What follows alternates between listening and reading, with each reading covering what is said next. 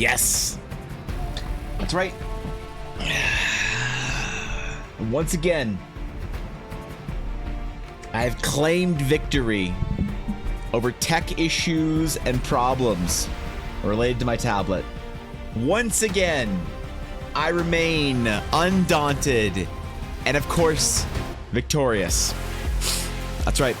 Never been defeated by my tablet, not even once. Never had to miss a stream, never had to, oh, God, that was rough yesterday. But it's okay. Because we're back today. Everything is fixed. Everything is good. Everything's updated. And I'm ready, man. We got a whole bunch of work to do. Work that I didn't do yesterday. So, you know, I don't know, man. We're going to get it done. But it's good to see you all. Thank you for being here. Sorry for the short stream yesterday. Good to see you. Welcome back to stream. Welcome back to the VOD. Blaze, Google says that it's a default command. It's not. It really? On Stream Elements? Actually? Shit. I gotta update Stream Elements then. Listen, I executed Wisebot. I cut Wisebot down mostly because everything that Stream Elements did, the Stream Elements bot, it's pretty much all the same things Wisebot does, except Stream Elements is free, and Wisebot was charging me €5 a month. Which is fine. I'm fine paying for, I think streamers that don't pay for their, you know, stream or like, you know, they don't, streamers need to take themselves seriously. And if you use tools for your stream every month, you should, you know, be willing to pay for them. Obviously, it's like, what's $5? That's like 500 bits. Relax, you know? But when I don't need to, when Stream Elements does everything in one place, I don't have to have like multiple bots, Streamlabs, Stream Elements, Wisebot, this bot, unwise bot, your mom bot. It's just annoying. So I said, screw that shit. I'm just gonna move over to Stream Elements and have everything, alerts, everything in one place. So that's why that happened. But regardless, what's up, Atari? Good to see you, Knight. What's going on, Ashy? Ashy, I saw you were online yesterday. Did you actually get a chance to play Season Mastery or Discovery? Sorry, wrong season. My bad. What's up, Meegs? Good to see you, bro. What's going on? Thorkin, I'm sorry to hear your microwave is on. Very difficult to play World of Warcraft with Thorkin, especially around food time, because if his family needs to microwave something, it's over for us. The run is over. It's dead. It's dead in the water. It's just gone, man. You know, that's such a, it's nostalgic. Having a friend whose internet dies every time they turn the mic, when their house turns the microwave on, it's like, it feels right, doesn't it?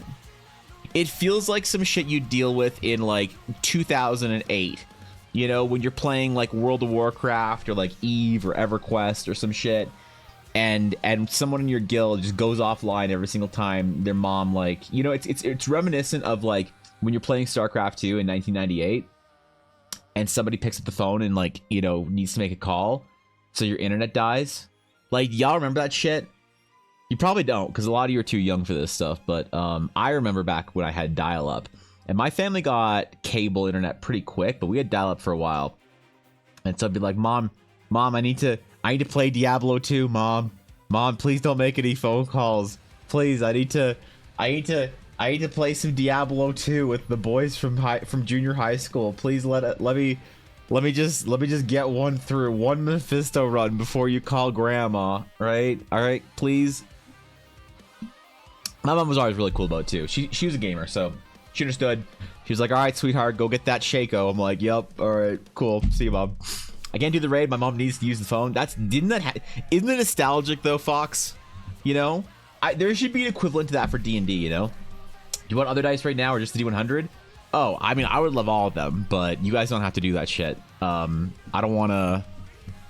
I don't know. I don't want to add more work to the mod's plate. Like, come on, man. More work to the mod's plate. I haven't even sent out the mod Christmas card this year, which I'm going to this weekend, because I'll have the whole weekend off, because Ella is going to be at her last Christmas market before the end of the year. So the last one for the season, which is awesome. It's also, unfortunately, Ella's birthday this weekend. So she'll be at the Christmas market, so I won't be able to celebrate her whole birthday with her. That really sucks. We try very hard, Ella and I, to not work 3 days of the year. We don't work on Christmas, we don't work on our birthdays. That was the only 3 days of the year that we will not do work. The entire point of the day is to spend with each other, play games, have fun, relax, do whatever we want. So it's very sad that we'll have to like postpone that until maybe Monday. Maybe I'll choose Monday to be our day to do absolutely fucking nothing. Thought about Friday, but I missed last Friday for stream, and I don't want to miss another Friday. So figure that we would just do Monday instead. I don't know. Maybe I'll stream on Saturday night on her birthday. Who knows, man? Even worse because my dad helped found a huge guild, so he'd always understood the need. But it's better, isn't it, when your parents play games? Remember the Rampart Diablo 1 hacking issue? I don't actually. I didn't play Diablo 1 that much. I didn't start playing Diablo. I played Diablo 1 offline. And I didn't really know much about the community at the time. And Diablo 2 is when I started playing online and playing really hardcore. As hardcore as you can in like when did Diablo 2 come out? What year did Diablo 2 release? Diablo 2 came out in 2000, so I was 10 years old. So I played it as hardcore as you can as a 10-year-old. Not very hardcore. You know why? Because every 10-year-old is stupid. So I don't know, man. I don't know what I'm supposed to do. They're almost done now. Yeah, all right. They're almost all the commands are here. We had our last market on the 2nd. Congratulations, dude. That's awesome. That's good. That's time off now. Hopefully till the end of the year. But yeah, Ella's got her last market. Ella's previous market, the one, it was like a big event. I didn't know about it until Ella told me, like, hey, there's this market that I signed up for. It's called like the Geeky Market or something in Calgary. Normally markets are like, they're fun little weekends. You know, Ella sells a couple of sets. She sells a couple of dice towers. They're nothing big. They add up over time, you know, for her dice business, but they're nothing huge, right? They're nothing ridiculous. But the Geeky Market, she sold as much as she normally does at a convention. Except the difference was a convention wants like $500 for the booth, and the Geeky Market wanted like $100. So it was like probably Ella's best market, convention, event, whatever of the year. And it's so funny that we just didn't even know it was going to happen. We didn't know anything about it until one of her friends from another market said, hey, are you coming to this thing? And she was like, I guess I will. You know, so that was cool. That was really cool. It's really fun to see people excited about her stuff. Obviously, I'm proud of Ella. I'm proud of everything she does, not just because she's my wife, but because I have a lot of respect for her. You know, I think it's really cool what she does. But she also did a shop update, right? By the way, so her shop is updated, I believe now. Hold on, Blackwood Dice. Did she do it last night? Let me see.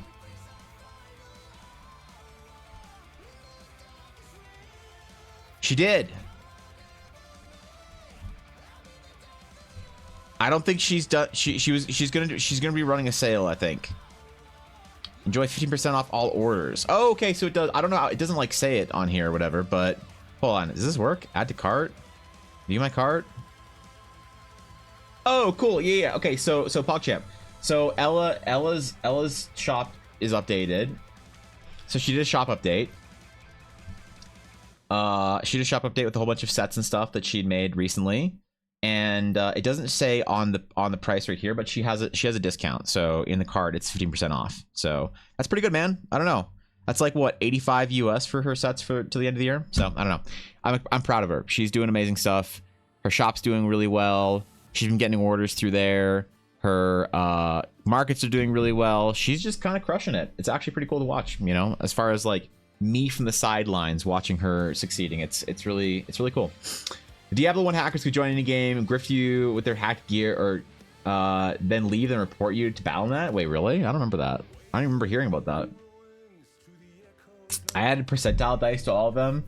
Well, in a way, everything is at percent, so it's all fine. All right, that's fine. No, look, if it works sort of, Thorkin, I'm good. All right. Oh no, we don't have the Blackwood command either. Shit. Only respect her because she spends bits in your stream to beam TTS you, right? That makes me respect her less. Although it does make me more favorable to her. After all, my affection in stream is completely pay to win. Basically, when anyone says anything, I look at their chat badge to see if they have a big bit badge beside their name. And if they do, I take it seriously. And if they don't, then I just don't listen to them. You know, it's like, imagine somebody comes in here with like, you know, only a golden crumb and is just like, oh, Evan, hey, here's an idea for your D&D world. Like, excuse me? You only paid 10,000 bits? You think I'm going to take your opinion seriously? Like, please, dude, come on. That's like, come on. I'm a creative. All right. I'm a Twitch creative, right? That's oh God. But yeah, so Ella's doing cool stuff. It's her birthday this weekend. She's gonna be old as fuck.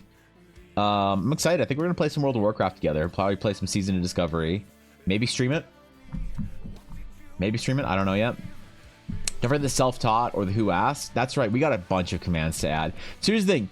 All of the commands, they still exist. We just gotta copy paste them over. You know, we gotta copy paste them over so that they all persist through the purge of the Great Wisebot purge.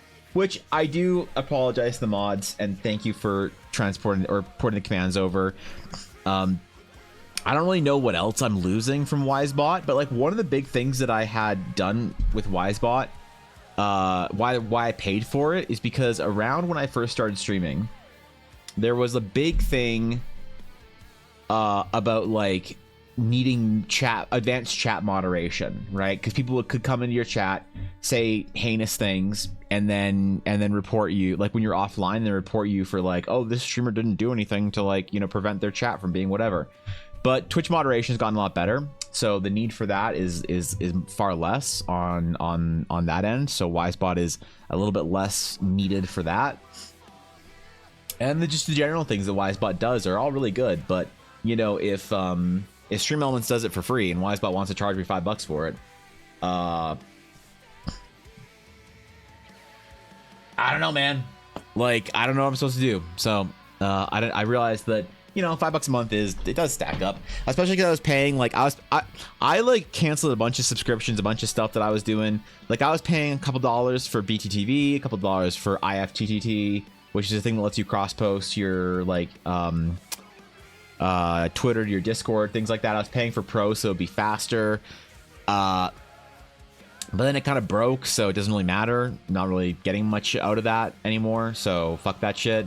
I was paying for Wisebot, I was paying for all sorts of things that I just decided that, you know, it all added up where it's like, wait, this is like $40-50 a month, you know? I gotta purge all this down a little bit on stream expenses.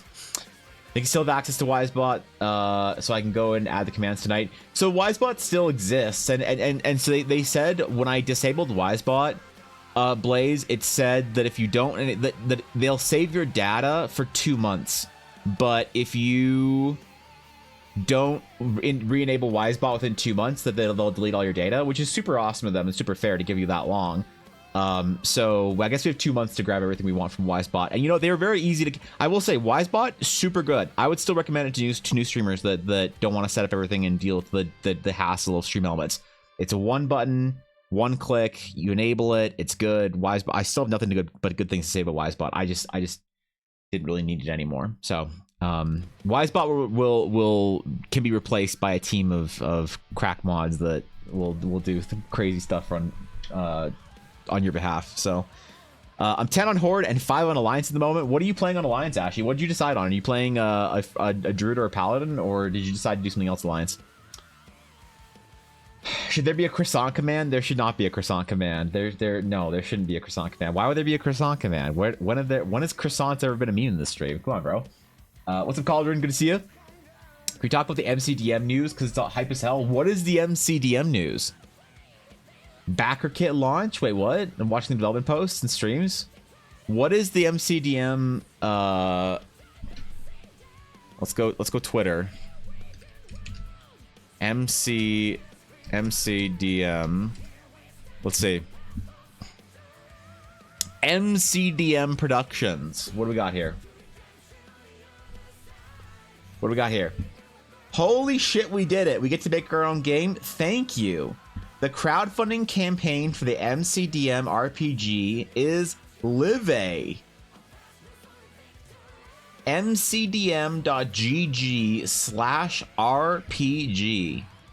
Wow. $1.2 million. Holy shit, man. On backer kit. Is this different than Kickstarter, or is this basically the same shit with different whatever? What do we got here?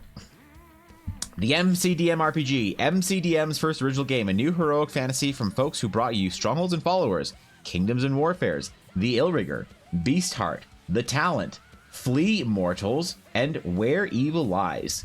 Comes a brand new game built from the ground up to give you a better system for running a better game. Zoranox, the Tyract, Lord Seul. Ooh. What this game is: a fantasy RPG where your character starts at level 1, already a hero, maybe even locally famous. Bullshit. You might meet at a tavern or start in the middle of the action. Okay. Whether you're a group of local heroes sent to investigate the mysterious goings-on in the nearby haunted wood, or famous mercenaries plotting and scheming in the big city, the MCDM RPG makes building adventures and fighting monsters fun, as opposed to all the other ones, which is terribly unfun. All right. Listen, I gotta rip on them a little bit, but I like this. Basically, any adventure story you're running for your current fantasy RPG, you can do that in this game, just in a more straightforward and fun way, unburdened by the sacred cows from the 1970s. You have my attention. All right. An Italian house, no D&D attachment, fully funded in under an hour. I saw the most Eldar adjacent thing idea I've ever seen.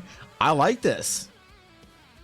I think much of what D&D suffers from is the quote sacred cows from the 1970s. I think that's definitely that's a very interesting idea here. Now, you know, Tari brings up a good point. Sometimes the sacred cows are sacred for a reason. Sometimes there's ideas that we shouldn't just discard, but I do trust the MCDM team to make the right choices on these things. I mean, this is cool. What the game is not... Uh-oh.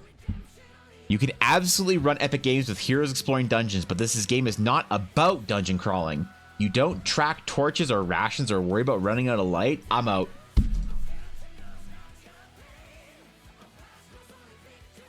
I'm out. I love that shit.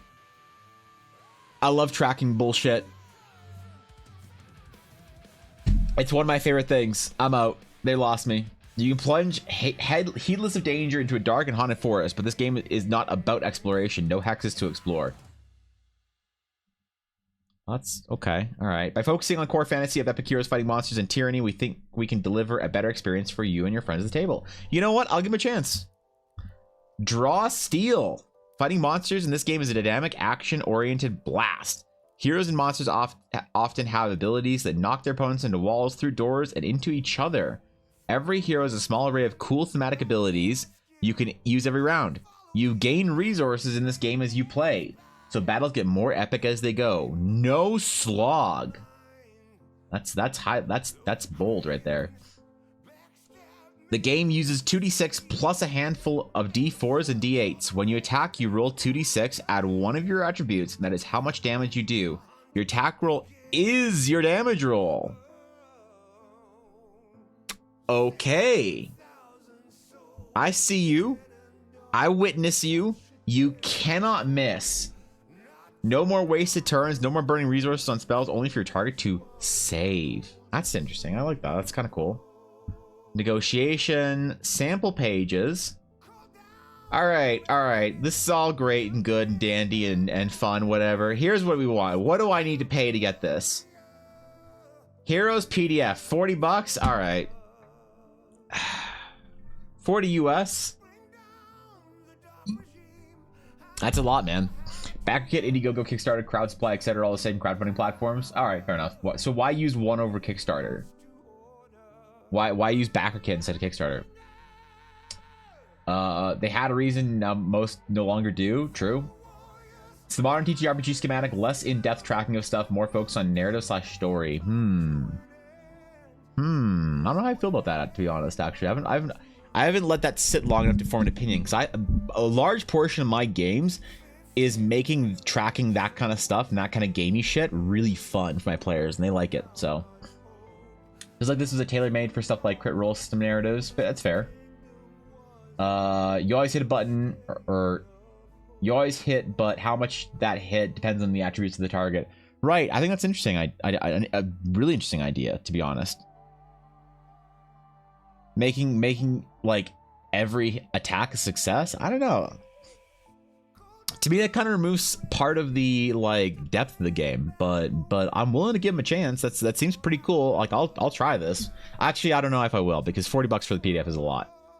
That is a lot. I don't know. $40 for a book, for a physical book, maybe, but they want $70 for the physical book.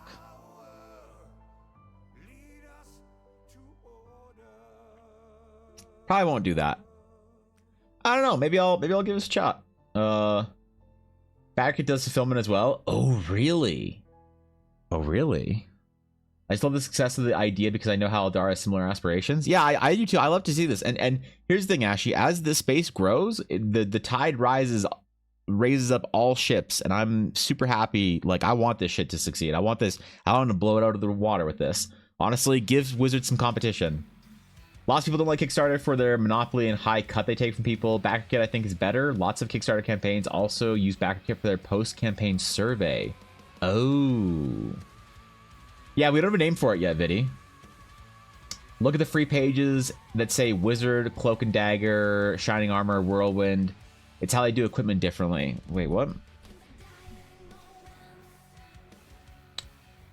Alright, what do we got? Cloak and Dagger, Shining Armor, Whirlwind. Wait, these are the classes? These aren't the classes, are they? Wait, what? That's the armor? The equipment kits. Oh, I see.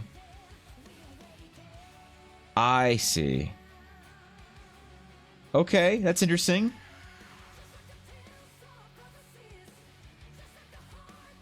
Plus health, speed. So speed is a resource, or sorry, is a stat that you can mess with.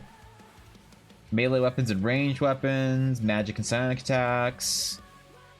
Archmage, special ability. You can use the following abilities once per encounter. Take flight, stabbing, misdirection, lead the charge, and chain reaction. Wow. That's interesting. What do we got here? What the fuck is this? What the fuck is this? Get your fucking stupid automatons out of my fantasy game. This is cool though. They got a great art team, man. I don't know about their art direction because I don't really see much direction at all. But their art team is really cool. Like whoever they're getting for their art is they got some good shit in there. Lord Kenway and Pina. I don't know. What do you guys think? Do you think $40 is too much for a PDF? How do you guys feel about this? Do you think it's worth it, or do you think $40 US is too much for PDF? Because 40 USD, what is it in made up Canadian money? It's like $55. Hold on, 40 USD to CAD. Yeah, it's like 54 or 40. So it's, yeah, $55. Like, what do you guys think about that? Do you think $40 is too much for that, or 65 for because 65 for like how much on let's go to like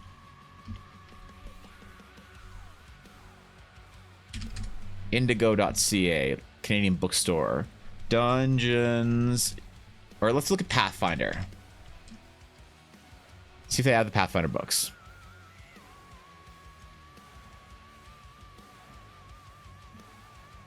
So the Pathfinder core rulebook for Pathfinder 2nd edition is $70 Canadian, down from 80. Let's just say 80. 80 CAD to USD is $60. So do you guys think that $70 is too much for a hardcore or hardcover and $40 too much for a PDF, or do you guys like these prices? I want a like actual version of the Wind Up Lizard Man. Stop. You can be a Fury in Shining Armor or Fury Whirlwind. Oh, that's cool actually. I kind of like that. $40 for a random PDF. No, but this is the game launch, so 40 is like the entire game. Okay. Gonna wait for a sale on next year's PDF. That's fair. It's expensive, but I think there's a lot in the R&D that's being accounted for in that 40. Okay. It's a little high for PDF, but MCDM is very transparent about what's in the kit system based on their previous performance and third-party content. It's hard to say it isn't justified. Okay, so you think that because they have proven themselves that they provide a lot of content and a lot of meat for the I mean, they do say 400 pages of rules. You know?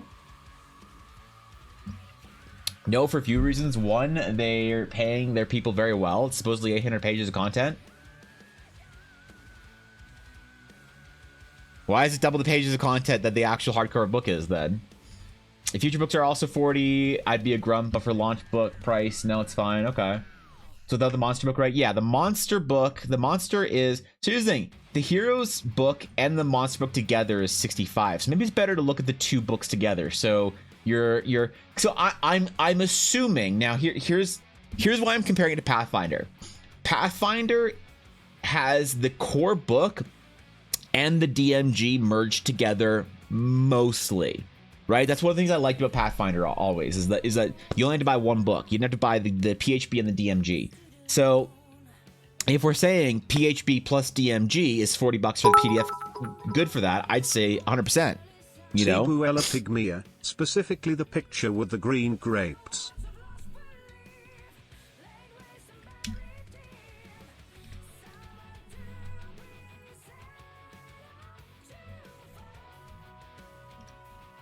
Uh, 9-6. That's a fantastic monkey. What's up, Aduria? Thanks 100 bits. Yes, 70% of y'all think the 40 is too much for the TTRPG. Okay. It's 65 US. The monster rules. Shipping isn't included. That's true, actually. I wonder how much shipping is. 40 is too much for any PDF. That's the price for real book. So here's the thing. I think if y'all think that it's too much, or if y'all think that it's perfectly, I think both arguments are actually valid here. I think that if you think that $40 is way too much for a PDF, for a fucking PDF, I think you're absolutely right.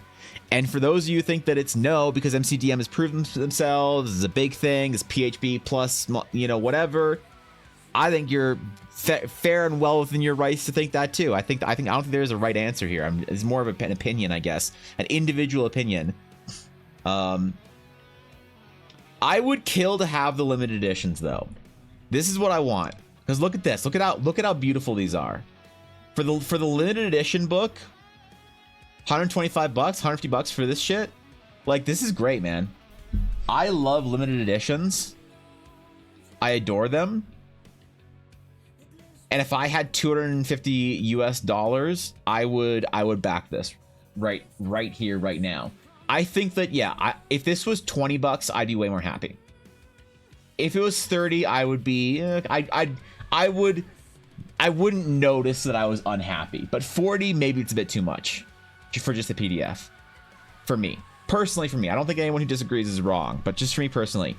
But interestingly enough, I do think that $250 for these hardcovers, or the hardcover limited editions, is great. And if I had that right now, I would be all on board this, because I want these books in my collection. I think this is an important piece of TTRPG history.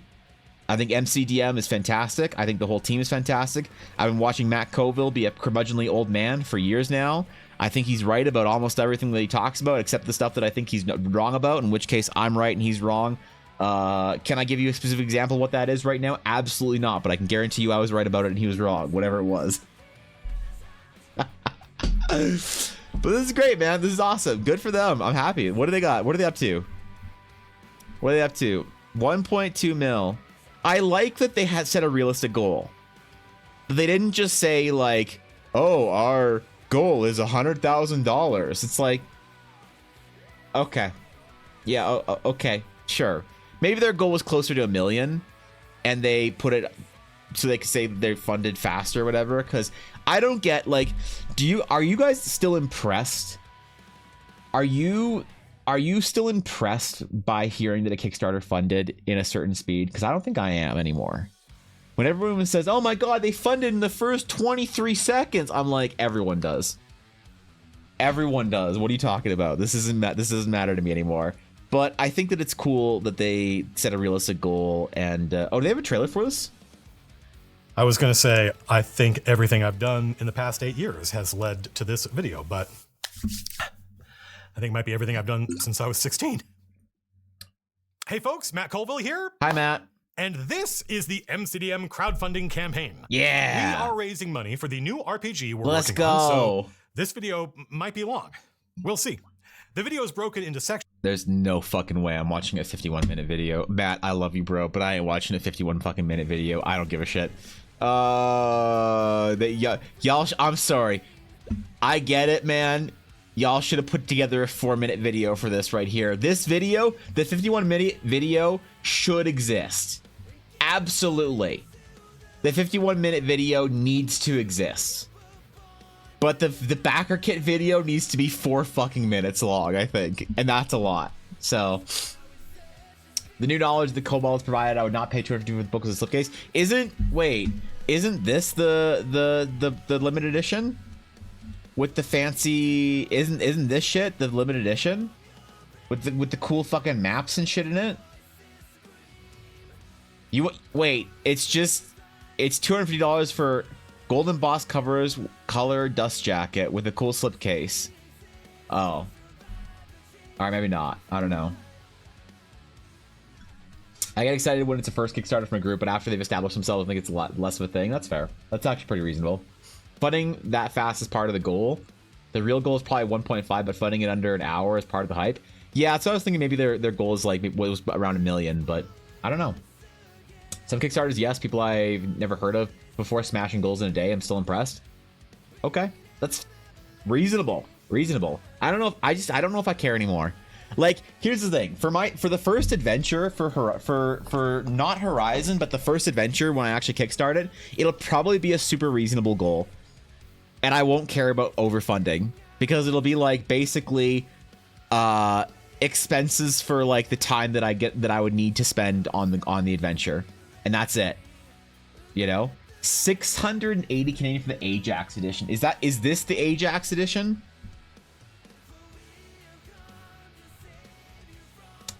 An epic fantasy game needs an epic fantasy villain and Ajax called Invincible, the Iron Saint of our epic villains.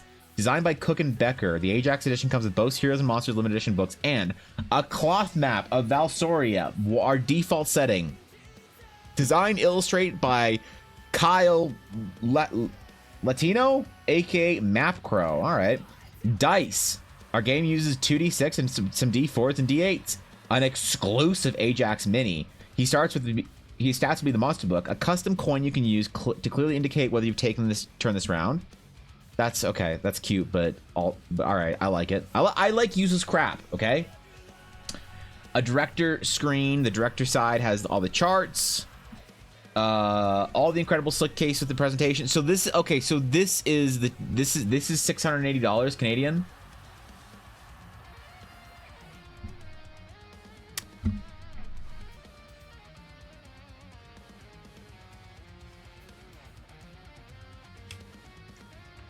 Guys, I don't know about this one. Yeah, I don't know about this anymore. I don't. That's a lot of Canadian dollars. I mean, like, that's a lot. That's a lot of Canadian dollars out there. So, yeah, I don't know about that one. I'll pay the super high amount to get to meet the creator for Eldara launch. Imagine meeting him, my dream. Yeah, he's pretty cool. Kind of an asshole though. Look at the pledge levels tab, not the section on the front page. All right, pledge levels. Where's pledge levels? Pledge levels. There we go. So $65 for both the Heroes and Monsters, $135 for the hardcovers. So a lot of people want both hardcovers. Wow.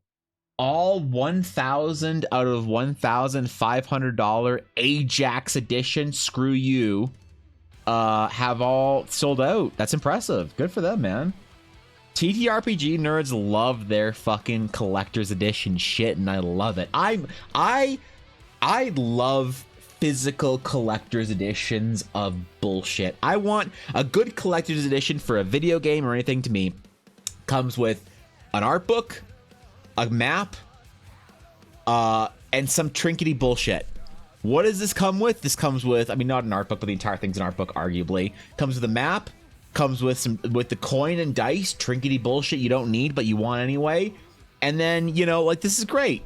It's a bit much. It's a bit much. $500 is a bit much, but look, TTRPG nerds disagree. So, hey, good. Listen, man, I'm happy for them. Fuck yeah. So just the PDF, the hardcover, the Heroes Limited Edition hardcover, backer kit, pledge, manager access. Wow. Wow.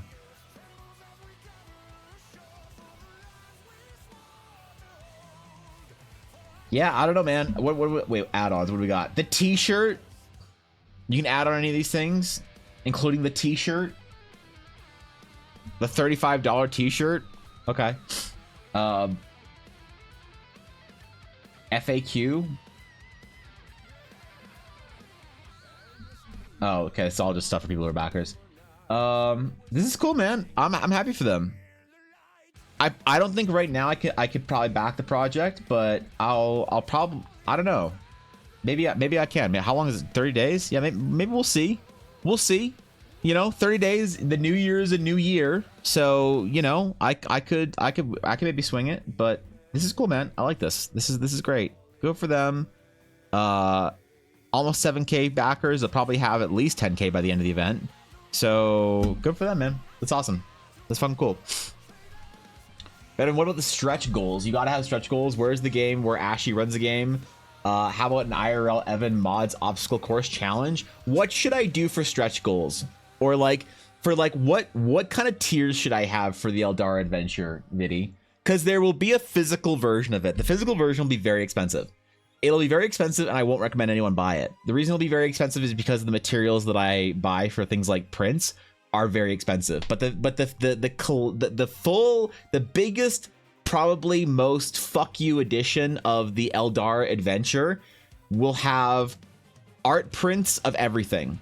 So it'll have like an 8x10 art print of every single person. It'll have probably an 11x17 art print of the map for the Shattered Sea. It'll probably have like some prints of the tokens that are like the digital tokens. It'll have all the magic items physically. It'll be very expensive. It'll be like a couple $100, mostly because the paper I use is for the 8x10s is like $5 a sheet. Okay, it's a lot. I don't mess around. Like my Patreon, you know, I haven't done, obviously Patreon's been paused for a while. January is when it's gonna pick back up again. But I don't mess around. I use actual like fine art paper. I don't just do like regular prints. I do fine art prints. So it'll the biggest screw you edition of the Eldar adventure will probably just be a bunch of artwork if you want the artwork from the adventure, and it'll be yeah, probably a couple $100 because of that. But TTRPG nerds do love their limited collectible special editions. I don't know what else I could do. Like I could probably do like some like resin printed something or another Cobalt. I'd have to find like, I don't know, maybe Ella could like model like an Eldar like ring necklace or whatever, and then resin print them or whatever. Maybe there'll be a special, like maybe the biggest, most FU edition of the Eldara adventure will come with like a limited edition set of like liquid core Blackwood dice or something like that, like her most hardcore set that she can possibly make. You know, that Ella doesn't do a lot of liquid core crazy stuff because there's kind of an accepted price point for dice for nerds, and you can do crazier stuff, but dice nerds don't usually want to pay for that time, so she doesn't do a lot of that stuff unless it's for like herself or like a commission or whatever. But maybe there's something that I could ask her to do for that. So I don't know. It's PDF, also probably part of the price. I guarantee it's only like 1 or 2 friends in a play group back it, which is not bad. If you have an entire group that wants to back it, yeah, everyone pitches in $10 and you buy the $60 PDF. Totally reasonable. You know, max stretch goal, Eldara LARP. No, stop. We're not doing an Eldara LARP. If you give me the outline of even just a small region / villain, I'll run a 4 Eldara campaign. I could do that. We could do that. Every extra $1,000, you have to do 5 minutes of stretching on stream. I do 5 minutes of stretching on stream. Why stretching? Why? I haven't even. Actually, I have been drawing all morning, so I suppose I do need to do my stretches before stream starts. Resin predict Crumb. I'd have to 3D model a Crumb first, you know. I don't know what else I could do that would be like cool, you know, stuff for the Eldara Kickstarter. Also, do you guys, I suppose this is a Cobalt question, but do you guys think I should use BackerKit instead of Kickstarter? What do you think? You think this is a big enough reason? Because stretch goal, hit the goal makes you stretch? Oh, okay. Okay. Thank you for 10 bits of Derry. I appreciate it. What if the stretch goals are figures of character? Figures? How would I model this? Give me like lore of half a playtest document. I'll crunch the numbers and flush it out myself. Yeah, all right. I'd play in that shit. What are you talking about? Resin printed astral runes? That would be really cool. I could do that. I could do resin printed astral runes. Ella could airbrush them. That could actually be a thing as like a rune set.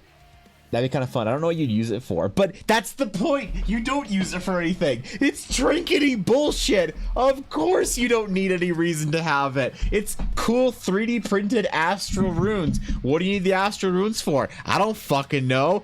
Are they cool? Are they trinkety bullshit? Yup. That's exactly the kind of stuff we need to be thinking about. Perfect idea right there. And right there. That's what we need to do. 3D printed astral runes.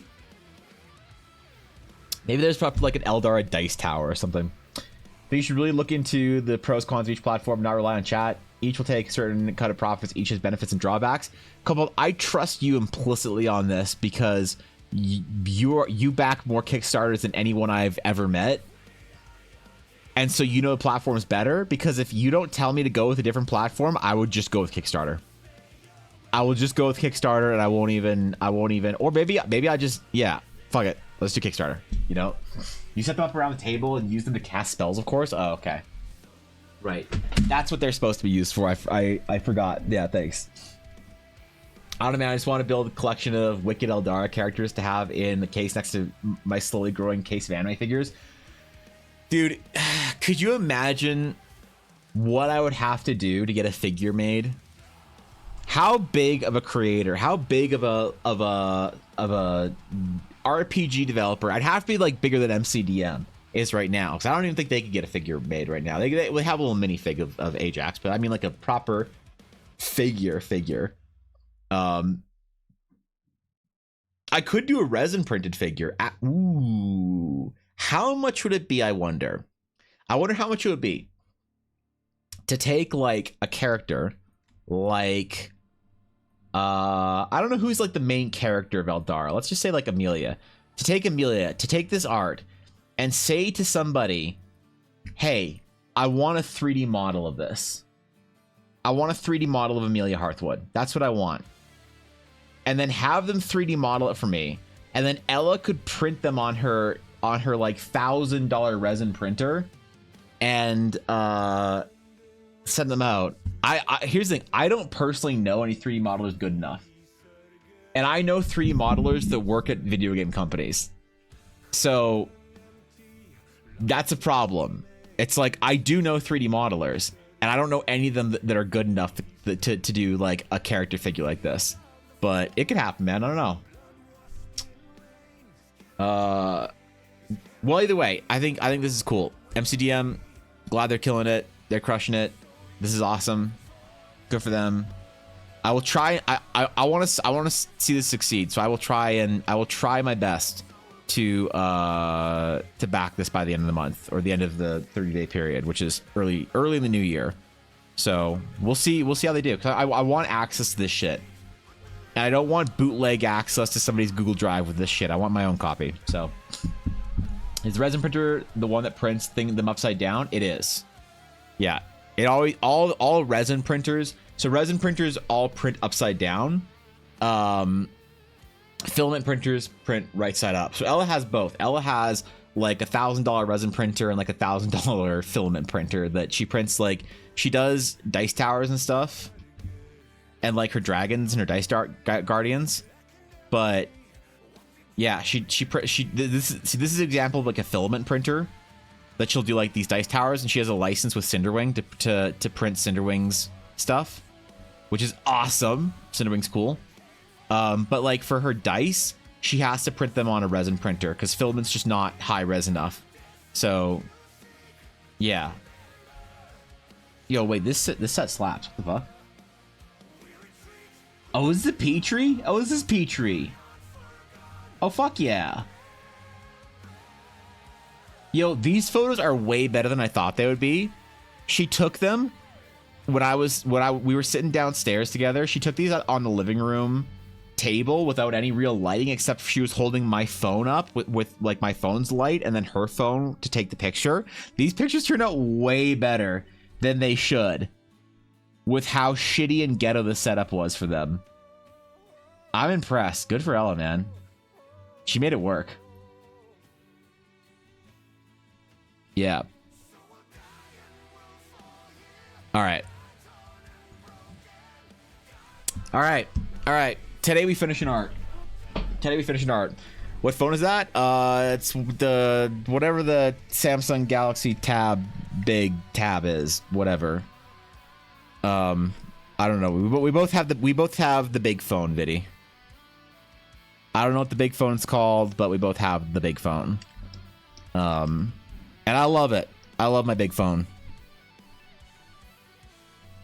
I don't care that it's annoying and obnoxious and too large to hold in your hand comfortably without a pop socket, and I'm never gonna have a pop socket.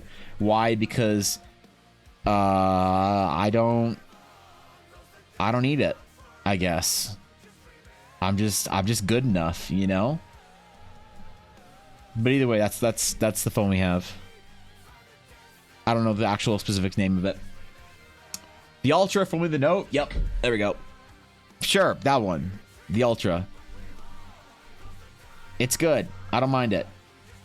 I actually like went back to hold like a small like regular sized phone and I was like, ugh. I don't like this, man. I don't like the way it feels. It's too small. It's too small to hold in my large masculine hand, you know? Well, I guess when you just have large masculine hands that pick up large heavy weights at the gym every day and are physically impressive to all who look upon them, I guess small phones just don't work for you anymore. But I wouldn't know. I'm still not there yet, but that's how I'm assuming. How's the night and stage class creation going along? It's good. I think we got a lot of stuff done for the night last session of class building. My plans are tentatively to try and like I said, I was going to try and post it this weekend for a playtest. We'll see what people think of it. I'm a little anxious about it. I'm a little apprehensive, you know? I know it doesn't need to be good right off the bat. No one's expecting this class to be like perfectly balanced and whatever on the rip for the first actual like, you know, presentation of the class in concept. But I am a little nervous. I don't know why. I feel like there's a lot of anticipation over it, and I'm worried people are going to be disappointed by like an in progress class, you know?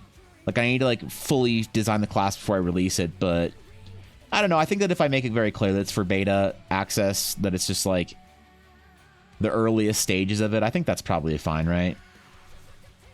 If anyone holds me to like too high of a standard, I'll just, you know, insult their mother and call them a nerd. I guess that's all I need to do, right? Hope you understand just how eagerly I sit in anticipation of Eldara. I believe in you and your world. And Ashley,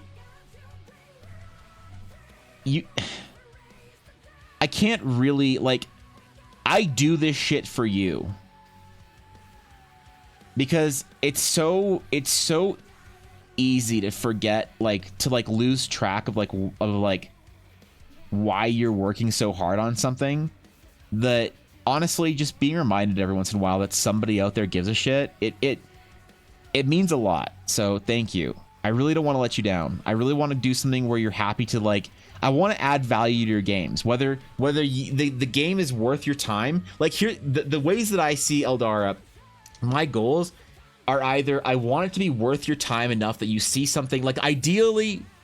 My own dream is that Eldara is cool enough that you're like, I want to run a game in this world. That's my dream. Is that the world itself is cool enough that the GMs want to run their game in Eldara.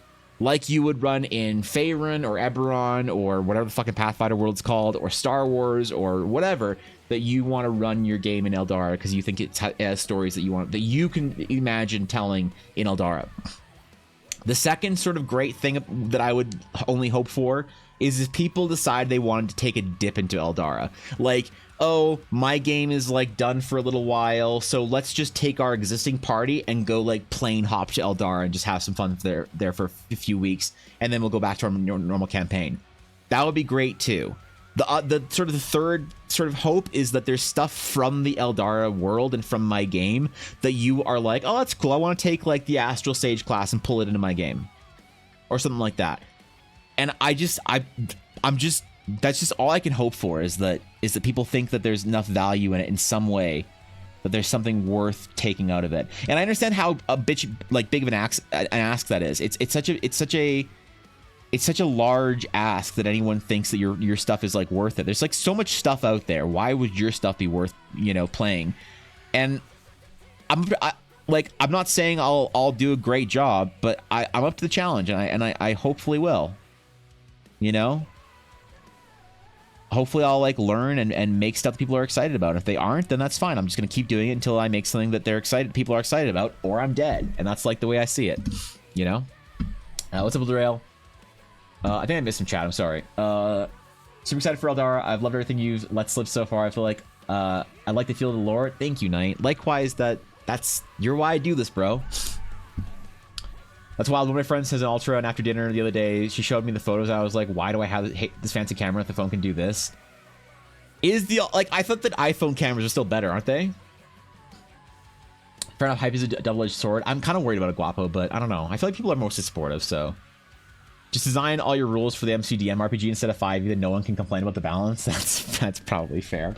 Guys, I'm announcing it first and foremost here to you, my Twitch chat. I am going to be the first third-party MCDM RPG creator. I'm going to make Eldara MCDM RPG compatible. That's my promise. I'm going to make it compatible. Thank you, Dury, for the 90 bits. I appreciate it. Yo, what's up, CJ? Getting it out will allow people to playtest it for you, which is always helpful. I know that's the best way to do it. I'm just worried, I don't know why. I'm being dumb. I know I'm being dumb. Like, I understand that I'm dumb, CJ, but I'm still just nervous about it, Because I feel like a lot of people have very high expectations of like the art and stuff of the game, but I really want to show up. I don't think anyone I don't really get a lot of respect for being like a great storyteller or game dev, because I don't ever do any of that stuff, but it's like part of my core being. It's not just about art for me. So I'm really hoping that I can make, I feel like I have a lot to prove to a lot of people who are very suspicious or whatever of my ability to do cool things, RPG things as well. I do take it personally a little bit. I know there's a lot of creators on Twitch and a lot of people that are like within the D&D community that don't think that I have like what it takes, and I've heard as much through the grapevine. But I get it. I'm like, I take it as a challenge rather than like I'm just offended people think that I'm just a fucking artist and I should stay in my lane, which is more or less what I've heard people say through, whatever. But I want to change minds. I want people to like look at Eldar and be like, oh shit, wait, this is actually a really fun system, or like this is a really good addition. Like I want to do this in my game or whatever. I want to inspire that if I can. A little bit of confidence. Away for Eldara, it's a world that feels so good to learn about and hear about. Whether it takes a few months or a few years, I will wait eagerly for its release. So Viddy, the idea was, and what I announced in May during the keynote was that Eldara, the first adventure, would be playable by the end of the year. That was the plan. Things did not go as planned this summer. I had a real bad summer, so I want to make it as playable and the lore for the Shattered Sea to be available and all the stuff surrounding it so that you can play a game in the Shattered Sea or with the adventure as soon as possible in the first quarter of 2024. So try the players, not the DMs. Imagine how obnoxious it could be to have that one player begging the DM to play the Astral Knight. That's good marketing. That's kind of what I want. I kind of want that. Like I have some fun ideas for that, Ashley. Like some DM coupons that you can like I want to make a video of like how to get your DM to allow you to play an Astral Knight. I have a whole thing about it, but I don't know. I have plans. What you just said makes me want to run a plane hop campaign that jumps to different worlds to solve conflicts like Legends of Tomorrow show. I think that's a great idea. Fuck yeah. If the iPhone is camera better, or it's better, I'll never own an iPhone myself, so it's kind of moot point. That's the way I feel about it. I'm not really an Apple user, so I probably won't ever own an iPhone, but I might actually. If, like, here's the thing. The one thing, Knight, that I do like about Apple is that they put more protection in for individual consumer data than Google does. So, never say never, I guess. I don't know. But I am comfortably an Android user. They both raw and have a great color profiles. Yeah, I guess it's just different, though, isn't it, Viddy? I think there's always a level of nerves is inescapable. You're putting a part of your soul in the public, and nerds are terrible. Hopefully, knowing that you'll have a core group of people who love and believe in you mitigates the worst of it. Well, like Guapo, also here's the thing: I don't get a lot of public criticism, or criticism to my face. People are very like I don't actually have a lot of haters, which is like really weird. There's people who like I know who are like other creators who don't think very highly of me in certain ways for certain reasons, and I know of that. But, and I'm not bothered by it either, but I don't often get people that will come into stream and will say shit to me. You know, it's really weird. Like I banned a guy on, or Ella banned a guy on Friday for being an asshole, but that's so rare. Like if you guys were here for that on Friday, you were here for one of the only bannings that ever happens in an entire year over, you know? Plot twist. It's crazy. I'm one of the creators. You're one of the creators? Oh shit. Easy 100 bits though. Thanks, Guapo. I appreciate it, nerd. Easy baited 100 bits so you can reveal it for TTS. Thank you, dude. I appreciate it. It's unrealistic to think that fear is ever completely gone. In my opinion, yeah, I think that it's healthy. Part of it's healthy, you know. I don't know. I just want to make sure that I make a good impression with people that I care about thinking highly, because I think you only really have one shot to make your first real good impression with people, and that's why I'm fine with the project being like in beta and whatnot, and why before I do like a Kickstarter, this is why it's so hard, right? Because I need to find the time and energy and effort to like be able to make this first adventure in like a professional way, as if it's a product that people are paying for, which is the way I'm thinking about it. But I don't want anybody to pay for it, because to me, I want to use it as an opportunity to prove myself. So that when I do a Kickstarter and I'm like, hey guys, this is what I could do for like a free project. Imagine what I could do with some funding. And but I need to like prove that first. And I feel like I only have one chance to earn that first impression, but also it's kind of used as practice. I don't know, man. We are toughest critics, dude. I feel you, but you have a supportive community, so I hope you feel comfortable understanding that they are ready to help and show love. And you're absolutely right. I mean, I get way more support than I'm worth or deserve, CJ, and that's why I can do this, is because people are willing to help me out. They're willing to play test stuff. At least I hope. Maybe everyone just says they're willing to play test stuff, and they're all big talk, and then as soon as I release something for play test, it's gonna be fucking crickets. But if that's the case, either way, I'll get it tested. I'll run playtest myself or something. I don't know what I'll do, but yeah, I do feel very empowered by how much support people in TDC are willing to show for seemingly no proof that I have actually anything to offer, which is kind of crazy. The stream a few months back where you talked about Star Wars triangle ships being reskinned dragons was the most insightful thing and helpful content I've seen about world building and storytelling. Wait, really?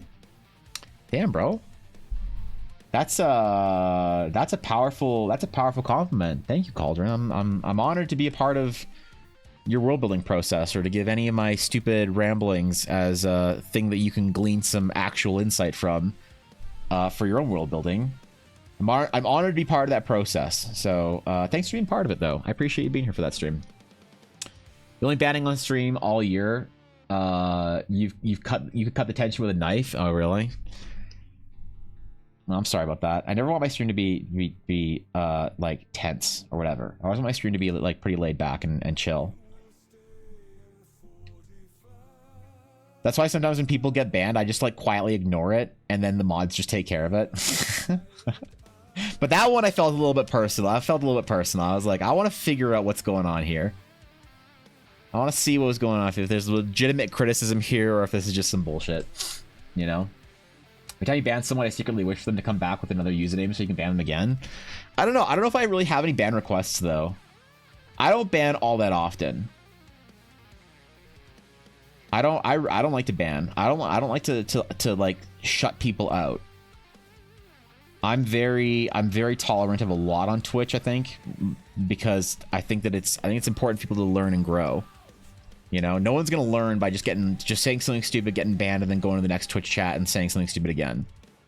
And that doesn't seem like I'm helping anybody if I'm just auto banning people, but not to say that if you do that as a streamer that you're wrong. It's just the way I choose to handle it's different. Maybe, I don't know. How the paid version have all the art while the playtest stuff has no art, as art takes a while to draw. Well, there will be less in Horizon. There will be less art in general, but like there will still be art of important NPCs and stuff like that. Maybe just not all the NPCs will have art for them. But the art does take a long time to make. That's true. That is the thing that takes the longest for me. Like, I think sometimes people wonder why why a commission is as much as it is, or why something takes as long as it does. And I'm an artist that takes my time, man. I take a long time to do stuff. Is that a good thing? Not really. Is it a bad thing? Not really that either. It's just kind of the way it is for my art. You know? And hopefully people like it. People do like it. People still hire me to draw their shit for them, even though they could probably get another artist to do it faster. They still choose that. So, you know, clearly there's something about it people value. I am trying to get faster though, so I can do more stuff. It's part of what Fridays are as an exercise for me, is trying to get faster as an artist at what I want to do, you know? What's up, Ed? Good morning, buddy. How's it going?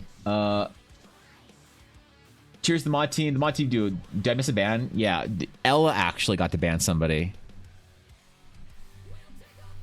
I know. I'm sorry, Fox. I know it's your favorite thing. Autobahn? No, not quite the Autobahn. Like, I was mod in a couple of channels where we had some when being really toxic, and I think the largest number of returning trolls was 13 accounts. They were really terrible. That's crazy, bro. That's insane. I think most people in like our little corner of Twitch are pretty chill. I would never my whole viewpoint on it is I don't want to apply to like malice what I can excuse by someone being a socially awkward weirdo. It's like I always ask myself, is this person trying to be like this person who would normally get banned for saying this kind of thing to another streamer? Are they just socially awkward and having a moment? Because I don't want to ban someone for that. No one wants to feel like if they say something stupid or out of you know pocket or whatever, they're just gonna get outed forever. They're not going to be allowed ever back into the community, and I don't like that. So, but whatever, man. What's done is done, and I can only meme about it. And I will meme about it. I'll farm the memes for a long time because it's my right. It's my right as a streamer. I can just farm the memes from my own stream, okay? And other streamer streams.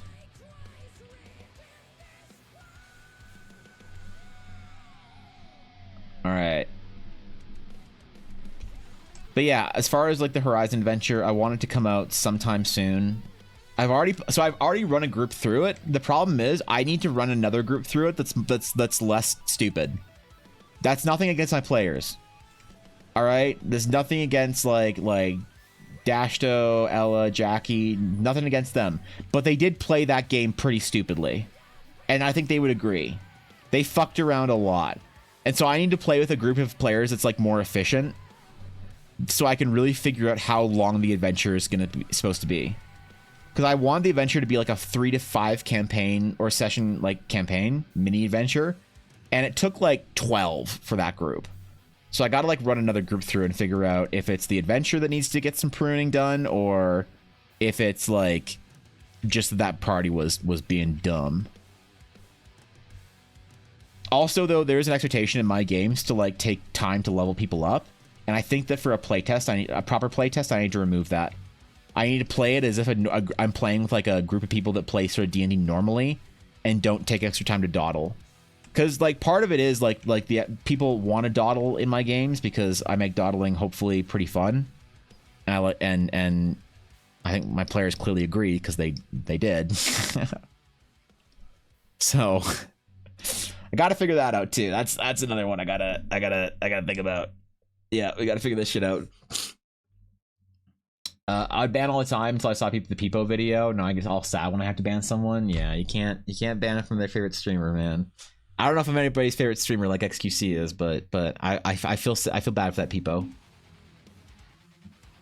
Initial bannings after kind of letting them know or letting them take as much rope as they wanted to, see if they were just weird. That's fair. Chances are it's a combination of both. Maybe.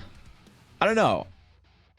I'm hoping that the game isn't like too long-winded the way I've written it, because like here's the format for it.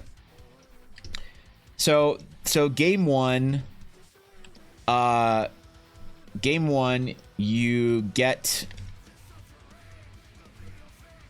to town. Quest get.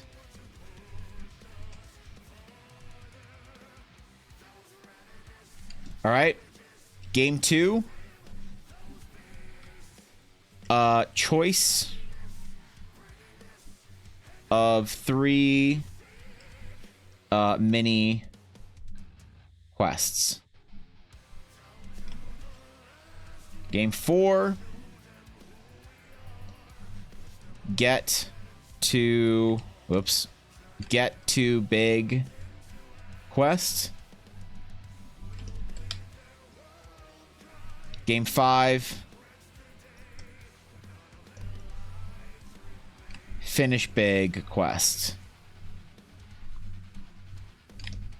That's how I want to format it. Where's game 3 in here? Don't worry about it. It's supposed to be a 4-game campaign that ends on game 5. So I want to be 4 to 5 games, right? Just a very casual, like the first game is you get to town, you introduce the NPCs, you get your inn, you talk a little bit. Cool. You meet you meet Luna. Sure. Game 2, this one could take 2 days maybe. That's why I'm leaving this at 5. Is because you choose 3 mini quests. Basically, you're told that you have to do a thing first, and then there's a reason for it. I won't spoil it. And so you have to do the thing, and so you have to a choice of what you want to go do, and you can kind of have your game run in one of 3 different ways, and you go do the thing. Game 4 is you start going to the actual quest. Game 5 is you finish the quest, you come home, you're the hero. So that's the way I want to format it. But my players did that over 12 games. So I think I did something wrong there. I gotta replan that out, you know? Is the Shattered Sea an actual sea, or is it all floating islands in the air? It's all floating islands in the air. It was an inner sea area, but it got blown up. They blowed it up. And now there's no more sea. It's all shattered. That's why the map looks the way it does, because it's not all... Like the Shattered Sea map, I'm not sure if you've ever seen it.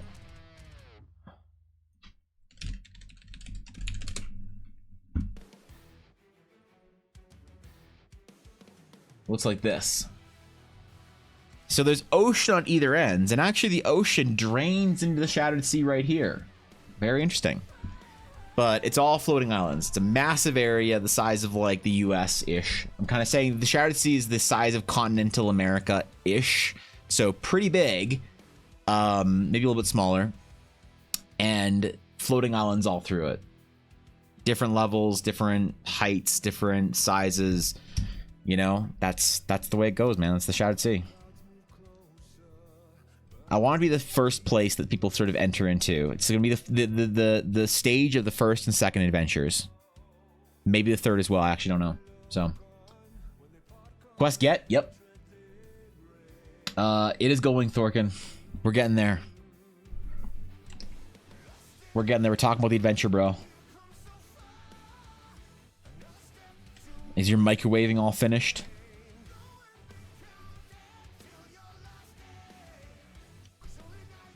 All right. But it is, I will admit, it's hard to like try and build the adventure. This is why I want to do the Kickstarter for it.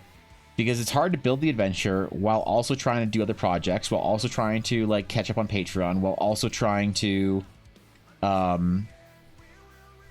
get commissions done. So that's one of the reasons why I want to run it as a Kickstarter. Just like, hey, I'm gonna put my head down and do this for 3 months only, and this is all I'm gonna do for 3 months, and then we'll see if we can get the adventure done.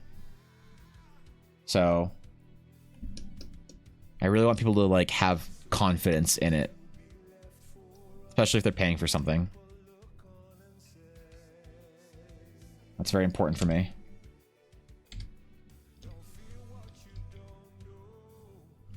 I just have to figure out what that sort of like what is required for it to be funded, or for it to be like doable. What kind of funding is required?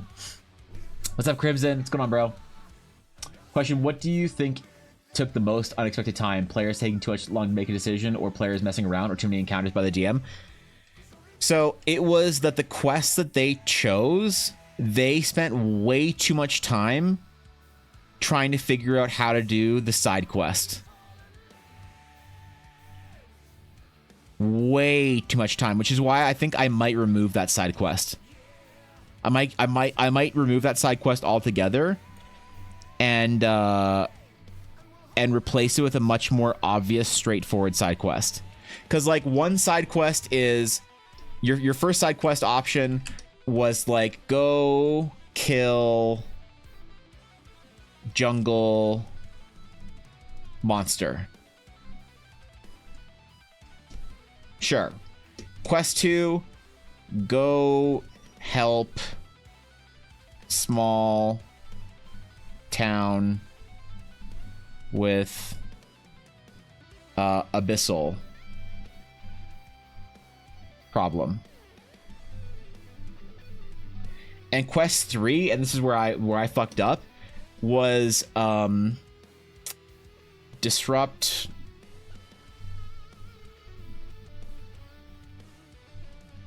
criminal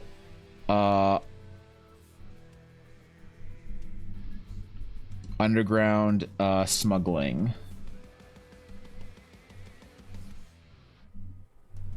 Ring. And so both times I've run the adventure, both groups chose to do this, and this quest turned out to be way too big. Now, this is why I think it was both my fault and my players' fault. You know, my players were my fault, but also my players were kind of dumb. But also it's my fault. Because I made this quest way too like interesting and big and like, you know, too many things to unravel. It wasn't just like go. This quest needs to be reworded as like go to this tavern, find the dude that's like doing the smuggling, beat him up, and then you go, you know, beat the shit out of a dude, and then he says that he'll stop illegally smuggling shit anymore, and that's it. There needs to not be so much like you know, mystery and intrigue and stuff like that, right? So I either need to completely axe this quest or just reword it so that it's a lot more simple, straightforward. It'll take you like 2 hours instead of like 3 adventure days, right? It needs to be like that, along those lines. I would offer trade for you, Evan. I'll send you some writing samples, and then if you like I'll write for you. Ed, I would absolutely be down to get people's help writing. The problem is I need to actually secure funding for that first. That's the main issue, is that eventually, absolutely, I will want to have people who are helping me write stuff for Eldara. Like, I don't think I can do this on my own. I've never thought that I could do this on my own.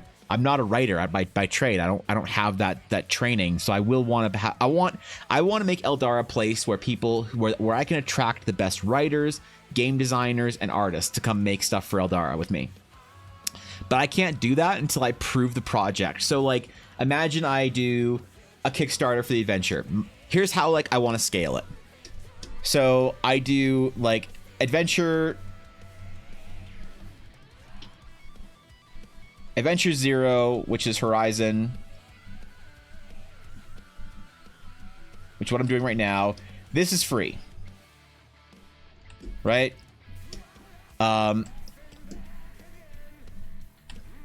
Adventure 1, I want to kickstart it.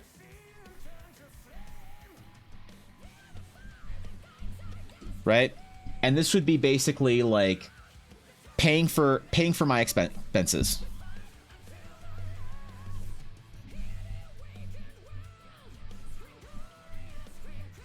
so that I can actually do it. So if people like the free, people have to like the free adventure, and if they like the free adventure, then maybe they'll support the Kickstarter adventure. Cool. If they like that, then I can do adventure 2.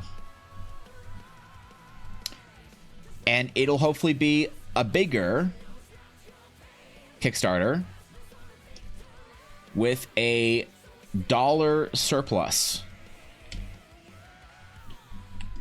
I want to take that extra money and hire people to help me make the Kickstarter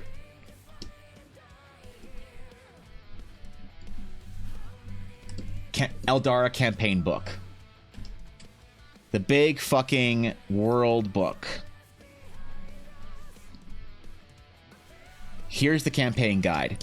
And then once that does well, if people still like what I'm doing, then I want to take the surplus from that and hire people to do like a comic book or whatever, and eventually progress it into doing cool projects so that I can really build Eldara as a world and tell cool stories that matter to people. But I'm right here. So if this is the big book,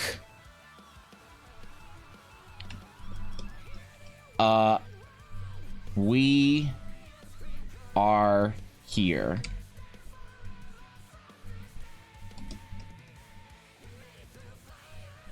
All right, we haven't done anything. We have nothing to show so far except for some bullshit. We are here in the process. So I would need to get somewhere substantial first before I can actually bring people on to help. But eventually I will.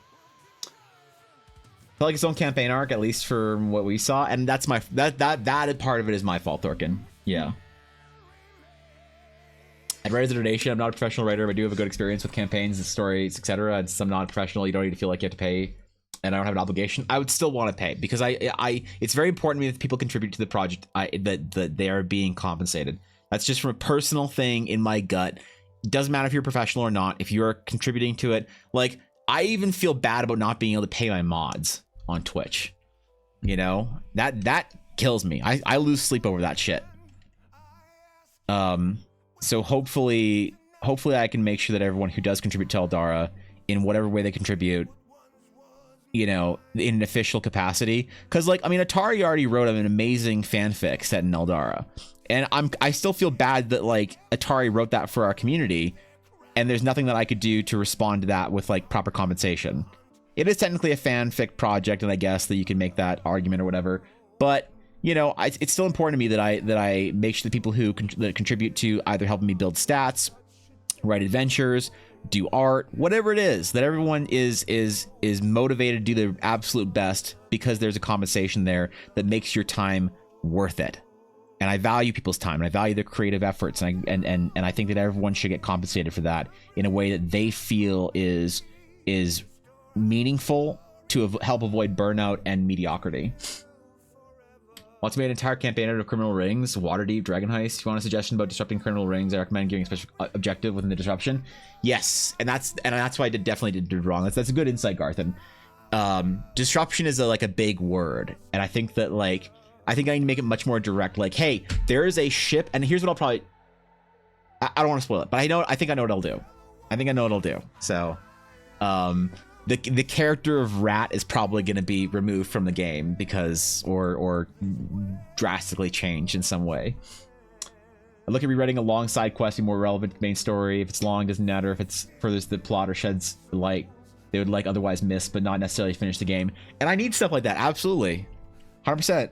I just have to make sure that I'm proven ahead of time so that I can like actually pay people for their efforts. Because, yeah, that's fucking awesome, and I'd love to have stuff like that in the game. That's really meaningful to me to have stuff like that in the game, you know? But I just really don't want to do anything until I feel like I can personally respond to people's effort with proper compensation, you know? Part of that, first and foremost, is like one of the first people I want to hire is Thorkin to make stats for me. You know, and I'm gonna need to hire other people to do stuff. I wanted to hire a video editor this year, but I did I got a couple videos done, but like things financially just some unexpected stuff happened with stream this summer, so the YouTube has to wait, unfortunately, a little bit. But like there's lots of stuff I want to do, and just a lot of it's just a lack of like I need like a Byzantine patron. I need someone to just like shower me with like, you know, a couple $1,000 or whatever to just have me make a project for them. That's what I need. I need like a church bishop patron in like the 1500s or whatever. But unfortunately that doesn't exist, so I need to actually prove myself. What a bummer, huh? What's up, Soja? Sorry, Poggers, you have a swell guy. Well, I just think it's important, you know. I think that's really important, Ed. You can say that you did pay some of us by being amazing hosts during our time in Canada. That's true. I did pay with my time. I definitely did not have the time to waste an entire weekend not working. So you know, I guess there's that. Yeah, there's that part. I forgot about that one. Hey, yep.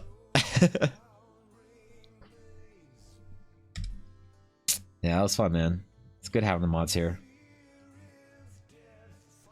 All the mods that matter, that is. Every mod that mattered came and showed up. I guess the mods that didn't want to be here didn't show up to Canada, didn't pay thousands of dollars for a fucking plane ticket. Pfft. Imagine not showing that kind of commitment. Right? Trigger mommies totally exists. You just gotta sell out a little. You're right. If what you're saying, Ed, is I have to start drawing furry art, I know you're right already. I know you're right. I'm kidding. Thork and Fox, relax. I'm kidding. Jesus.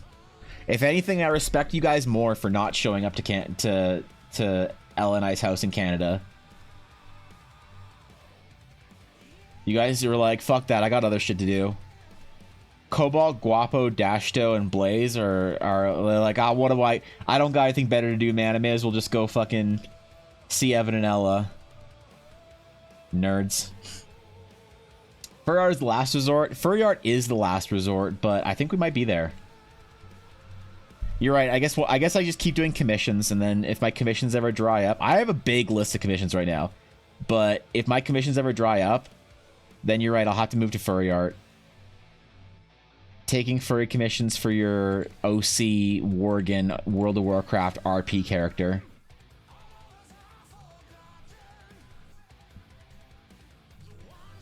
That's what I'll do.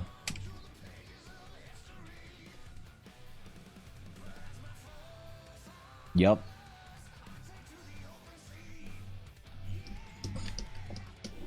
All right.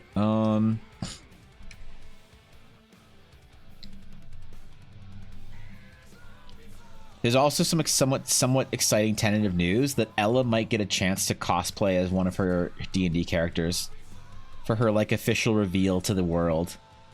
Because Ella is a very secretive private person, but she realizes that she needs to sort of change that a little bit because she's, you know, becoming a more well-known dice maker.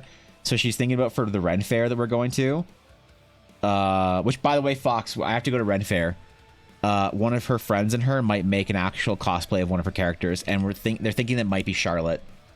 That Ella might actually cosplay as this character as Charlotte. So, I don't know. I'm kind of excited. I'm excited, bro.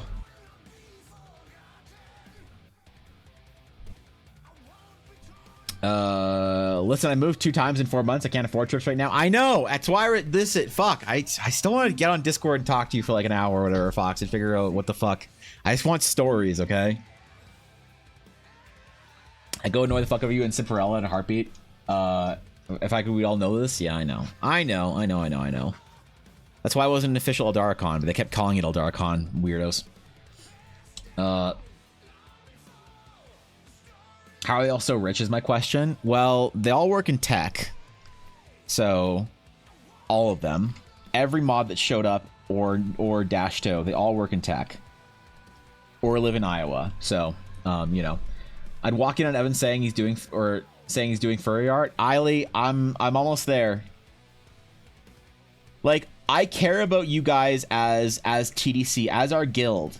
And as the guild master, you guys expect things of me. You expect sacrifices from me. You expect me to make you an adventure that you can go play in. You expect me to build Eldara for you so that you can actually play in the world that you've been sort of like looking after and supporting and whatnot. And if I have to go do furry art to get the funding to do this adventure and to build the world, I will do it.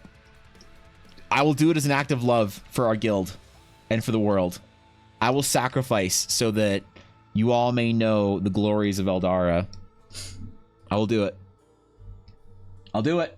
Which Ren Fair? I'm excited to go to Colleen. What the fuck is that in Quebec? It's probably some French word. I don't know. I don't speak Canadian. Gonna cosplay the character I played DD 2. My wife talked me out of it. Why? So we're going to a very small. We're not going to a real Ren Fair. We're going to a very small Ren Fair in just outside of Calgary, Alberta. Because Ella got invited to be a vendor there. It's a Ren Fair and artisan market. So she's going to be a dice vendor there, and it's awesome. And I'm excited for her. But Ren Fair it shall be, regardless. And I need a costume, man. I need to dress up. I need to know where I'm supposed to get Ren Fair attire. Like, and what should I be for Ren Fair? What should my character be? How should I approach this? You know, that's my real question.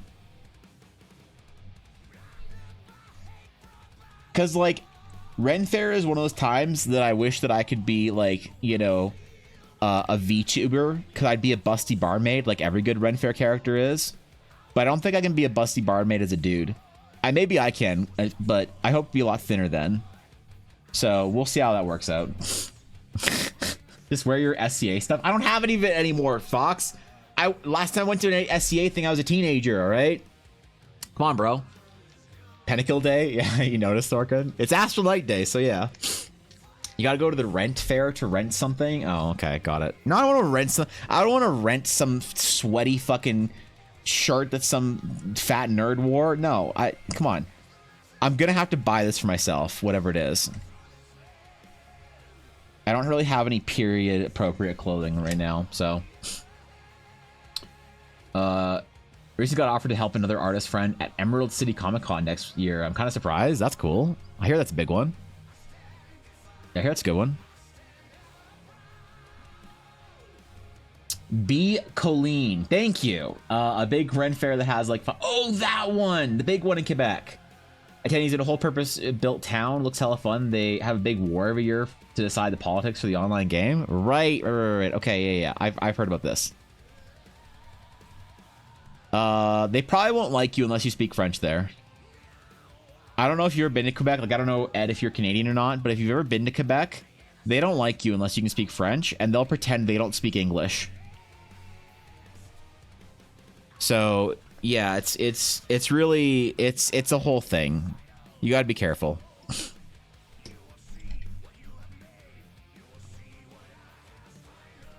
Either way, I think it's fun. Good luck. How dare you not be a hoarder? Okay, all my Ren Fair stuff is in the storage unit right now. Yeah, I don't have Ren Fair stuff just casually anymore. The only swords I own are Lord of the Rings swords anymore. And a pair of Eitos. And if you don't know what an Eito is, don't worry. Don't Google it. It'll make you think less of me. It's some dumb weeb shit for some dumb martial arts shit I did in Japan. In my teenage weeb days where I was a master black belt judo and Shotokan enjoyer. That's right. That's right. I had that phase too. I grew up as a martial arts kid.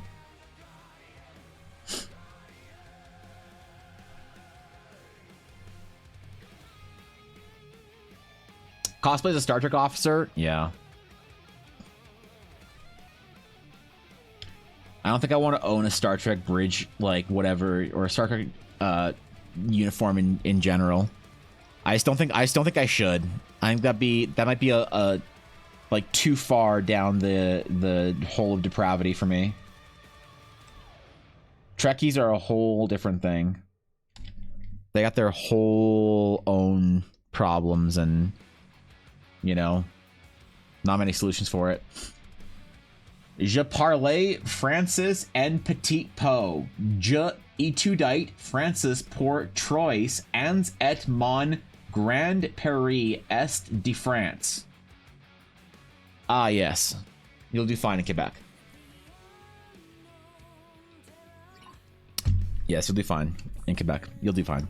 Shotokan? No, Shotokan is a it's a type of Okinawan, or sorry, non-Okinawan karate.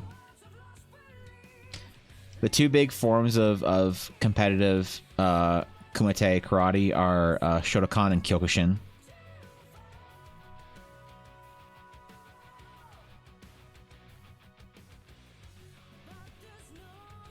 So, did that, did some judo, some iaido, got the swords to prove it. Oh yeah, man, I was a loser.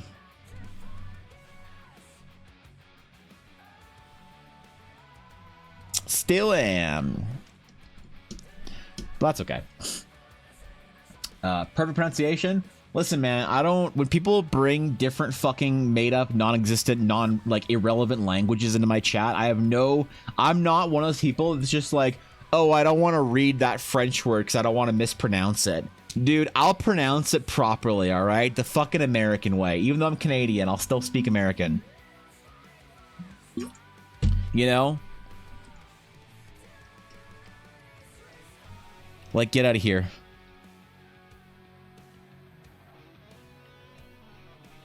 The only French you need to know is how to yell at a ref at a minor league NHL, or sorry, minor league hockey game. NHL is a whole different thing, though. Once you get there, you have to speak English again. Unless you're a Canadiens fan, in which case, I don't know. God bless you. That's all I can say.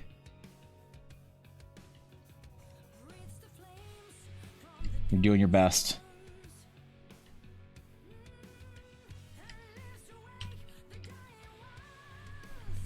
I wonder if Ella could, like, make 3D printed armor for this character if she decides to, like, cosplay as Charlotte. Charlotte doesn't really look like Ella, but, the hair is similar, I guess. Well, no, Ella's bangs, so that'd be difficult. Find it funny, don't mind me. Good. I used to be super into anime in Japan in general until my friends in senior year called me Ed-kun. I was like, oh, that's enough of that. Yeah. I still love going to Japan. Japan's my favorite place in the world to go to. Ella and I have been to Japan many times. I love going there. Got a lot of friends there. Haven't seen them in years.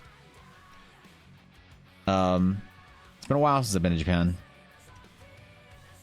Wanted to do a trip in 2024 to go see the Yokohama Gundam before it's taken down for Ella, because she's a massive Gundam nerd. But I don't think that's going to happen. So...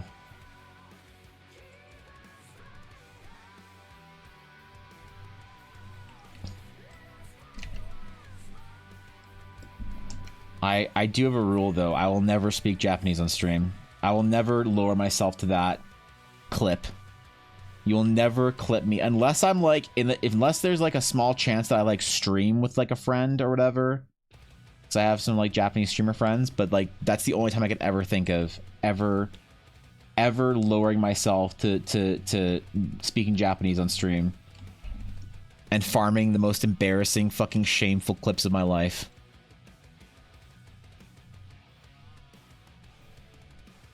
That would have to be, that'd be a dark, dark day.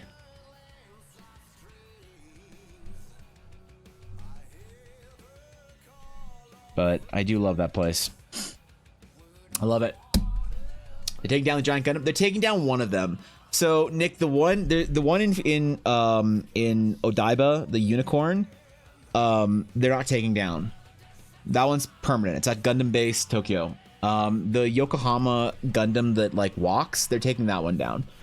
They were supposed to take it down a couple years ago, but COVID made it hard to get to Japan, so they decided to keep it up for a little bit.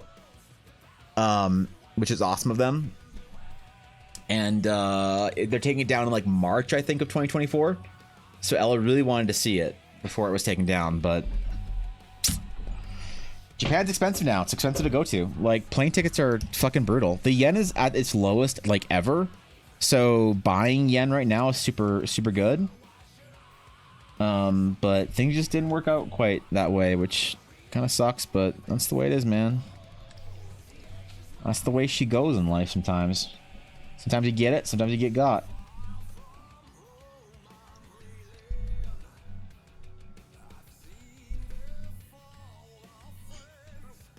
I say itadakimasu before I eat ass. There you go. You're a true weeb.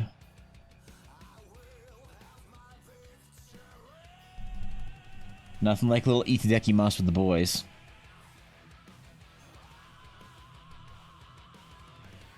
Right? Embarrassing clips I can search the archives. There's enough, but there's just like, I've heard so many VTubers speaking shitty fucking Japanese on Twitch that I just can't be part of the problem.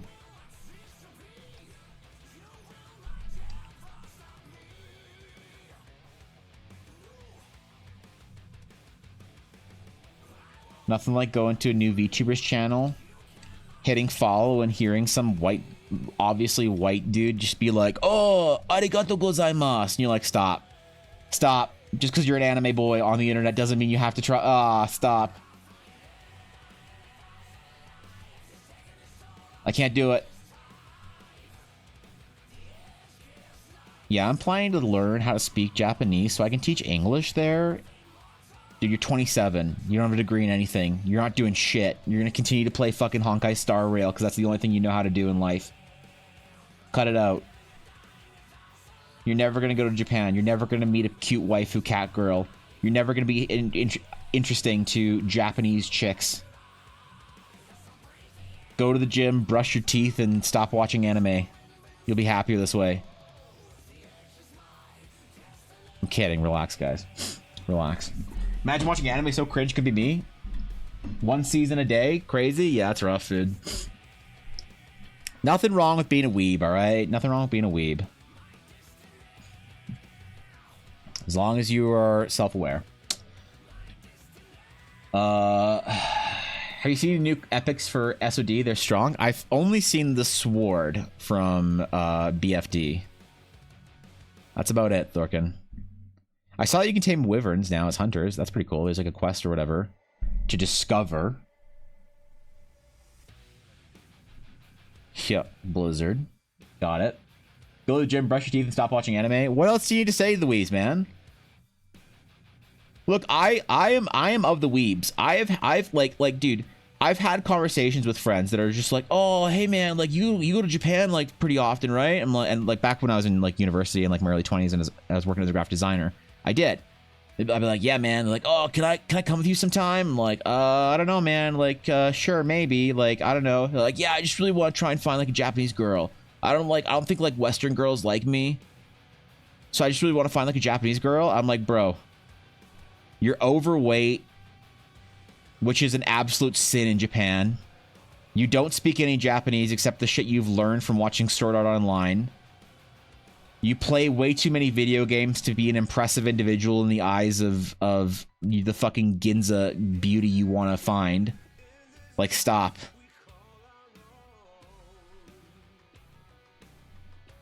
But, you know, those are my friends, man. Those are my boys. There's only one friend that I like will go to Japan with. And that's my friend Earl. Because he speaks Japanese and he's a weeb, but god damn it, is he committed. He's fucking committed. And I love him for it. BFD, Black Fathom Depths. It's the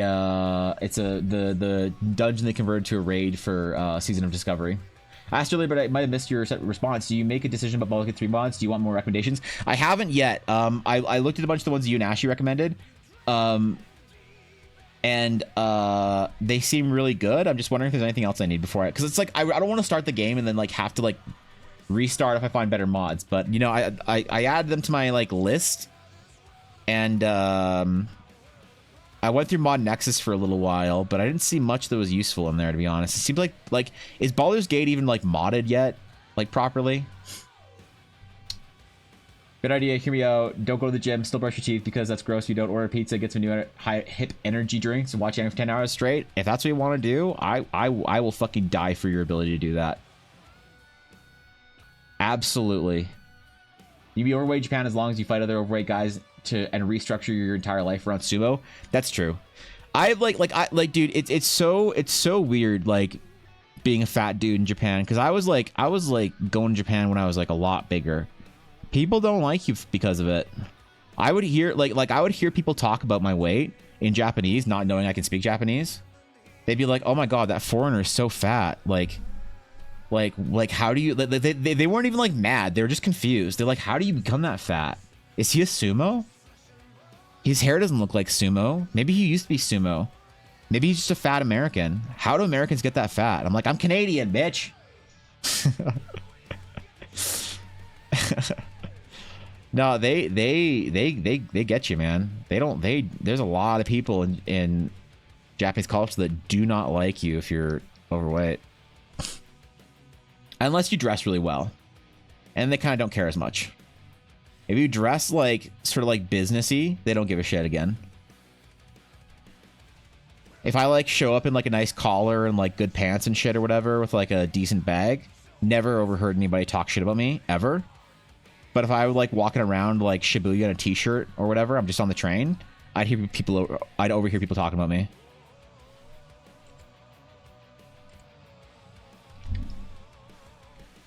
That's just the way it is, man. Different culture, I guess.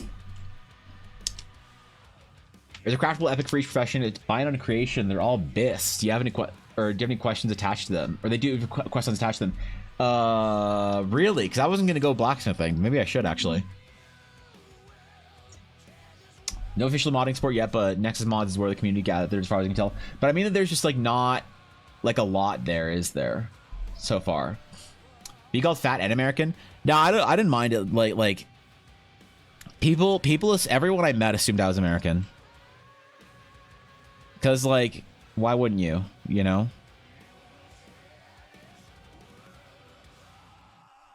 I never got butthurt about it or anything like that. It never really bothered me.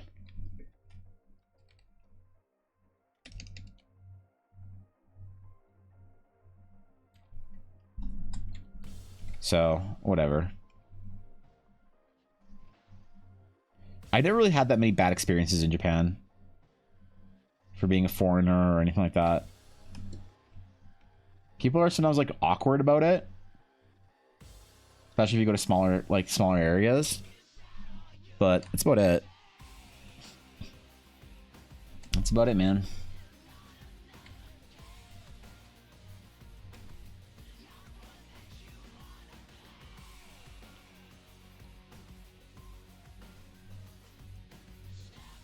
I only ever had one really bad experience where somebody like came up and harassed me on the street. But I also think they were filming a YouTube video. And so, like, the thing is, you can't, like there's annoying YouTubers everywhere. Not just, you know, the West doesn't have a monopoly on annoying YouTubers. There are plenty everywhere. I'm pretty sure that's all it was, too. Maybe go to the gym, don't eat pizza, but still watch 10 hours of anime a day. Yeah, if you want to. Fuck yeah. You do what makes you happy, bro. I will fight for your right to be able to do that. You want to fucking watch anime and eat pizza? God damn it. Let the man eat pizza and watch anime.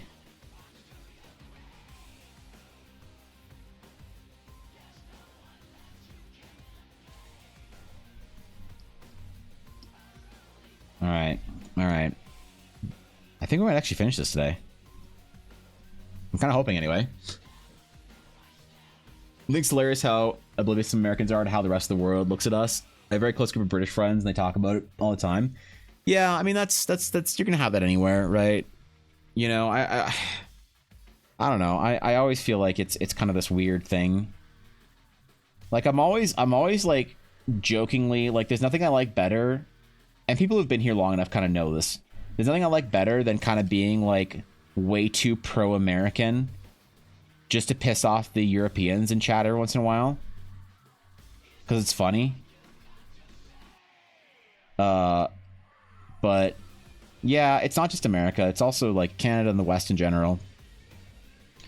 It's very interesting to see how people like look at us and treat us when you go abroad. But the thing is though, that if you like learn the ways, like Japan specifically is a good example. If you learn how to sort of fit in to Japanese society, you get so much respect and love. Right? People are like, some of the best compliments I've ever had from people in Japan are like, wow, you're so like, you act so Japanese. It's so like you're so polite and whatever. You're like, or you don't act like American at all or Western at all. It's like, they respect when you learn the language, when you try and fit in with the culture, when you try and learn the ways or whatever.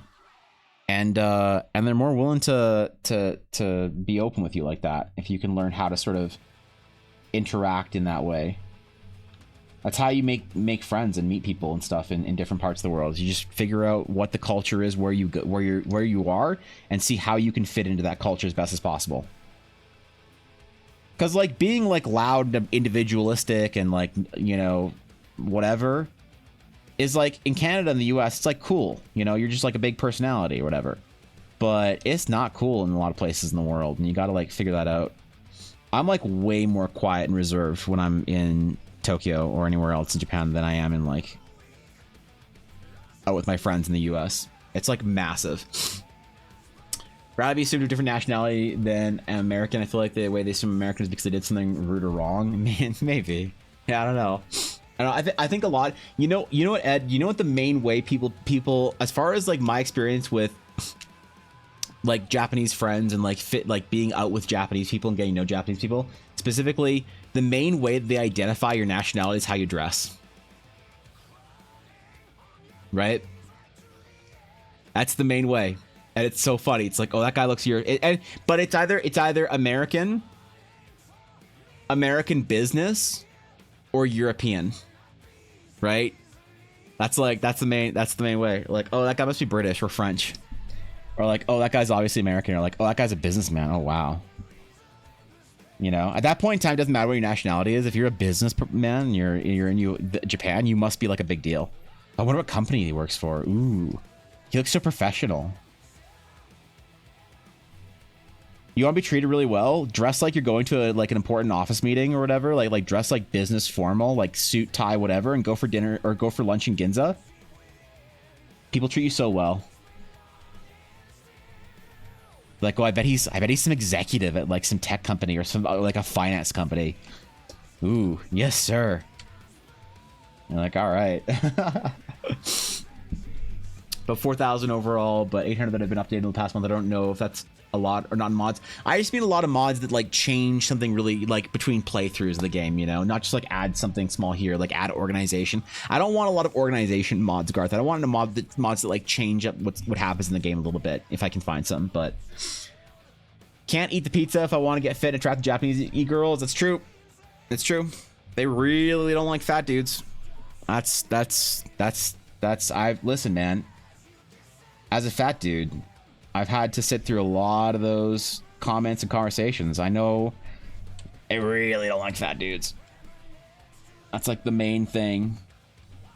If you look put together, that helps, but oh boy. Whatever, man. They like what they like, I guess. Maybe it's the same thing over here. I don't know. You see the Japanese Cowboy Society? Wait, Cowboy Society? You mean like the ranchers and shit? Or is that like a specific thing? Nationality Corpa? Basically, it's like your nationality doesn't matter as long as you like are like a foreign business person or whatever. It's like, oh shit.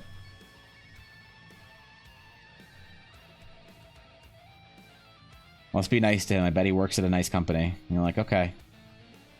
That's weird, but all right.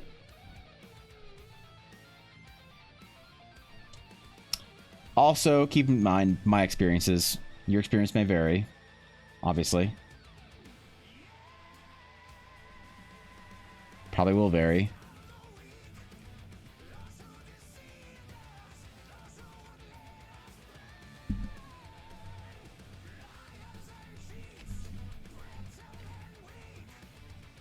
Wonder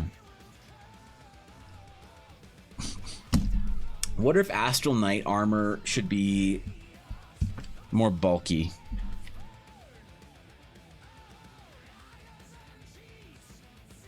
It's all very like tight to her body and stuff, and tight to the form. I wonder if it should be a little bit bulkier though. I think it's, I need to change it. It's a little bit too thin though for now. It just doesn't look right. But I wonder if I should add some more bulk and heft to it. They have obsession with cowboys and westerns. Oh yeah, well that's yeah. I know what you're talking about. Didn't have any issues with her walking around in shorts, but I also didn't leave Tokyo. Tokyo doesn't give a shit. Tokyo, you can do whatever you want. Tokyo, they see everything, you know. But also it's also like, yeah, people will be nice to you to your face, which is always nice. There, you know. There's no mods I know that change the story that much. There's a few mods that overhaul tag and change gameplay, but there's nothing to write home about. Like the one mod that I think that I might want to try installing is the mod that allows you to use more party members. So I think it'd be fun to like try, you know, the game with like with like 6 party members. Like I don't care about the game being a challenge. I don't need to like play Baldur's Gate on Tactician or whatever to feel accomplished.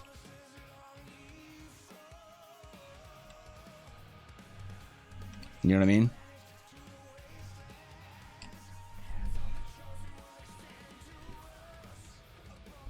Right.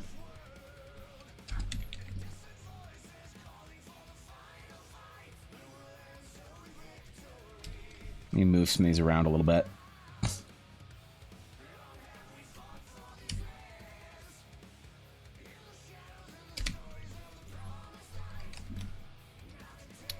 That's better, I think.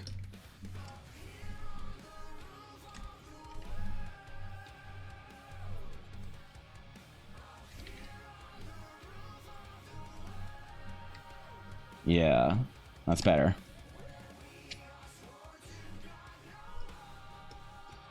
Are we still a little too thin right here? Hold on, let me fix this up real quick. Rather fix it here and now than in the finish line work phase.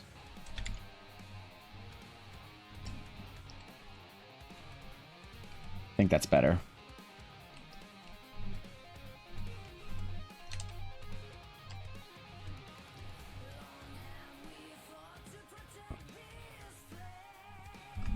Yeah, that's better.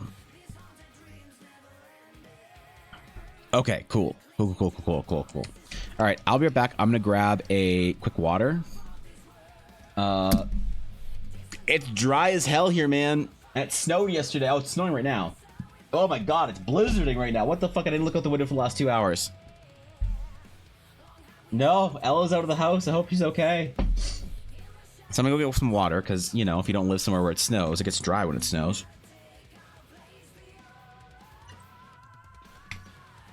I'm gonna do that. If you haven't stretched in a while, man.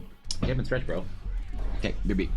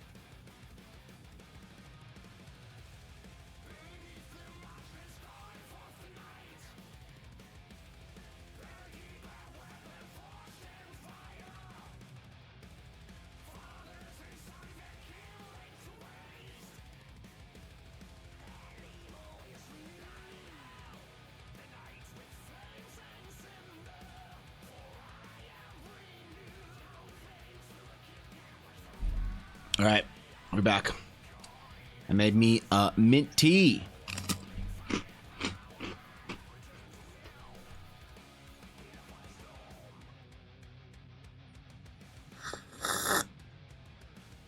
That's good shit.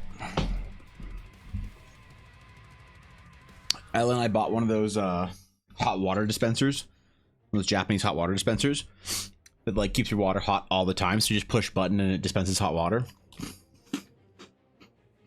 It's fucking great. It's like a Zojirushi one.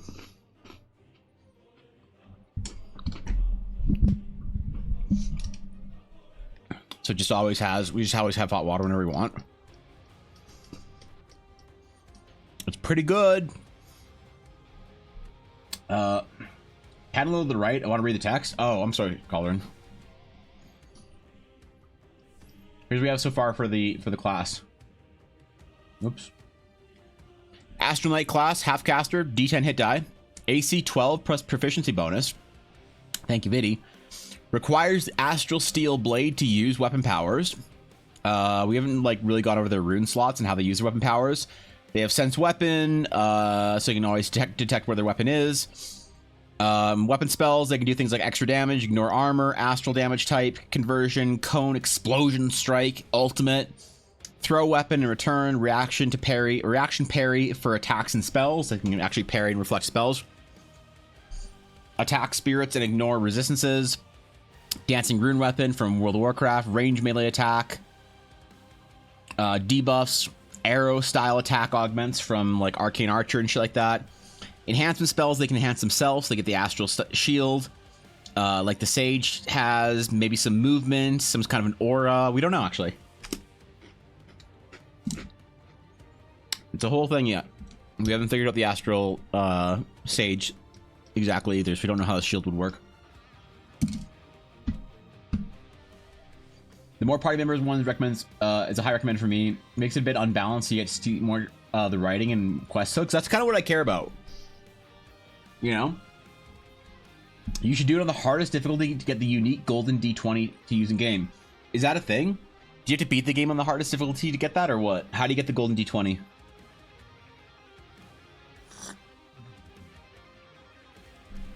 Add a look out the window option for channel points. That's actually a good idea, Steve. My heating is expensive, that's why snow provides extra insulation. It's 14 Celsius there? What the fuck? It's like -3 here right now, I don't know. Happy Hanukkah. Is it Hanukkah, Ivalon? Happy Hanukkah, my friend. I didn't know it was, I suppose it's mid-December now, isn't it? Happy Hanukkah, dude. Recognize that cup I drank one of the famous EBA cocktails out of that? Oh, did you? Oh, that's right.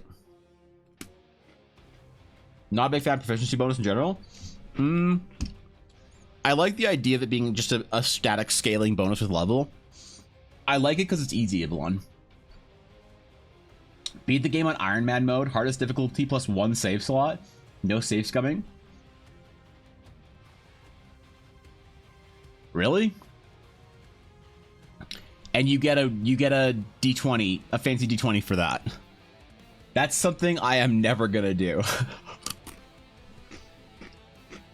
Holy shit. What kind of a nerd does that? I'm impressed, man. That's my kind of scum. As Jav would say. Hanukkah's early this year? How does it work? Wait. Is Hanukkah not a set date? I didn't know it could be early or late. You have to forgive me for my lack of knowledge.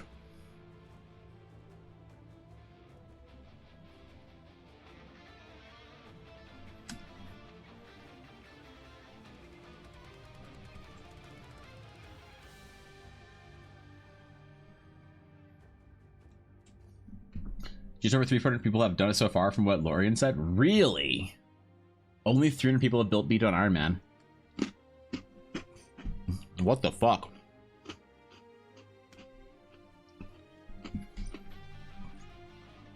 That's kind of a surprise. Maybe people don't know there's a reward for it? Nerds fucking love rewards for shit. If the astral weapon is super important, I'd rather have the AC based on the sword's attack bonus, but only while you're wielding it.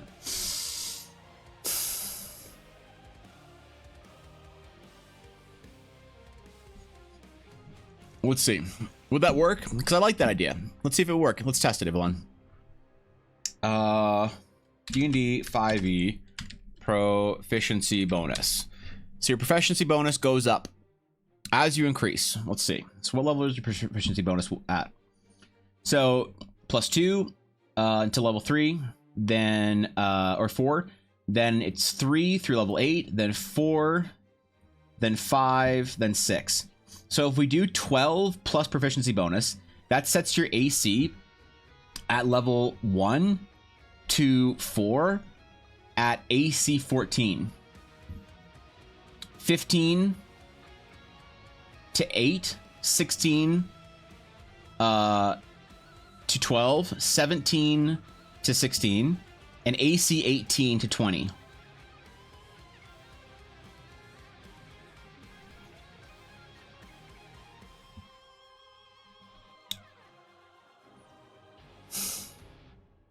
What would a weapon bonus stack like or look like if it stacks up? What would that? How would that stack up? It would only go to 4, wouldn't it? Right? That wouldn't stack up quite as well, would it? It'd be a lot lower than that, unless you did like. Unless the problem with that is you'd have to do like AC, let's see, like AC 14 plus weapon attack or plus weapon bonus. Maybe that'd get you to the same place, but that would be a much higher. That'd be AC 16 at level 1 instead of AC 14. It wouldn't. It would. It would. It wouldn't progress as cleanly. I don't think. But I like the theme of it more. I like the flavor of that a lot more. Pre-low AC curve for martial class? Yeah, I think so too. Weapon bonus determined by this character's strength or dex, I think. Oh, you mean attack bonus. I mean, like, I'm thinking of attack about weapon bonuses as if the weapon was magic or whatever, right? You look at your monitor to draw, or do you have a tablet display? I have a tablet, Ed. Here, check it out. This is what I draw with. This is my tablet. So I have a pen. I draw stuff like this. Oh. I draw stuff like this. That's how I draw. So. That's what I do. That's what I got. The Astral Knight can't wield armor. The Astral Knight already has armor on. The Astral Knight cannot don any armor. No, can't wear items. You can rip effects from armor onto your own, but thematically you have to be wearing a certain Astral Knight armor. Yellow brings an interesting mechanic. You could have the bonus to the sword based on half proficiency rounded down. Then you start with a +1, but at 9th level because it's +2. 17th level it's +3 reverse. You can do rounding up at +2 at 5. At 3 at 13. I kind of like the rounded up actually thing. That's kind of cool. Leather armor plus weapon bonus plus the normal dex mod, but this is what I meant by messy. Give them a flat AC, figure out how you got there once you find a good number. That's kind of what I like. I feel like I don't need this to be revolutionary. I need to make sense, Ashley. So like, yeah, keeping it clean is definitely, I think you're right. It's definitely an important feature here. It might be the enchantment bonus, which is 1 to 3. Which would include proficiency and magic bonuses. That's interesting. Because I definitely like the idea of having their AC be based and off of their armor, or sorry, their weapon. Because like weapon parry and your ability to defend yourself with your weapon as a knight is very important. So thematically, it makes more sense. 100%. I like it. It's one of the reasons why the parry attack is such an important part of their kit for a defensive, because I want you to feel like you are so adept at wielding your weapon that you can do cool ass shit with it, like reflect and parry and riposte attacks. And the curve is fine. The Astral Knight has the ability to parry that can increase their AC. Like give an actual action similar to disengage to fully increase their AC and replace one of their actions. They take if they take an attack action. So the parry is gonna work like monk. What's the monk? What's it called? The absorb arrow thingy. Fucking what's shit? I forget what the monk ability is called, but it's gonna function like that. Direct deflect. Thank you. Deflect missiles. It's gonna function like deflect missiles, but you can do it with spells as well. So if someone firebolts you, you can like deflect it and parry it with your weapon, or reflect it back at them if you get a strong enough parry. So, the magic enhancement bonus would be better to add than the whole attack bonus. Maybe, yeah. My typing is trash right now because my brain is focused on reworking some automated. Don't worry, bro, dude. I got you. Ed, I can read most chatting. You don't need to have proper typing, grammar, punctuation, whatever. Kiki, what's up? Good to see you. So Jedi deflecting laser fire, kind of. I like the idea of you being able to like deflect a like I like the idea of like the inspiration is like, you know, when Aragorn like parries the arrow out of the air, but also Death Knights in World of Warcraft at some point in time can, because this character is kind of the inspiration. The inspiration is partly monk, like partly the Astral Sage. The Astral Sage is a monk, wizard, archaeologist, right? Tinkerer, kind of, a little bit. It's those four vibes. The Astral Knight is like the Astral Sage, which is already subjective or self-referential thing, but part Jedi, part Death Knight, and part monk, right? And part fighter-ish, kind of, a little bit. So the Death Knights in World of Warcraft have this really cool thing where they could actually parry. They could use their parry to parry magic damage attacks or think. I don't remember what expansion it was, but I like that idea. I like the idea that you are so adept at wielding your blade that yeah, you could parry like single like spell attacks. Now, obviously not spells like polymorph and saves and whatever. Saves are different, but anything that's a spell attack, I want you to be able to parry it. I want somebody to throw a fireball at you, and I want you to be able to parry it right back at them. I think that's a cool idea, or at least mitigate the damage if you can. You can call it defensive posture. I mean, I like that too. I don't. None of this is set in stone. So this is once this is in the Discord and you guys have access to it for beta testing. I want to figure all this shit out. Right now, I want to think about the big important things is like, what does this class need to function? And then we'll find more elegant ways to describe each of the mechanics as the coming weeks are. So, call it whatever you want, but it's a good way to give them an average AC and let them spend resources to increase it for a turn. I think that's important. So instead of increasing your AC, I kind of want to do other things, Ed. This might be above my like ability as mechanics designer right now. But I kind of want to make it so that instead of you increasing your AC, you have ways to mitigate the damage through things like parry and shield. Shielding is a very important core part of the Astral Sage. And so I want to have shielding mechanics in, like temporary hit point, basically, shields, to connect them with the Astral Sage, rather than just increasing your AC more, you know? What's up, Rag? Sounds badass. I'm glad you like it. Thank you. I do think the 12 AC plus proficiency bonus plus Astral Blade enchantment bonus would be the easiest. So, man, that's adding 5e players to asking 5e players to add 3 numbers together is rough, don't you think? What's up, Dr. Quark? Good evening. So what you be doing today? So today we are doing we're doing some art and class design for a class that I'm building called the Astral Knight. So we're sketching the class and also doing some basic mechanic stuff for it as well. So hold on. So if you think that it should be those 3 things together, so that would change its 18th level AC to 21. What's 18th level AC for a fighter on average, and what's 18th level AC for a monk on average at yeah.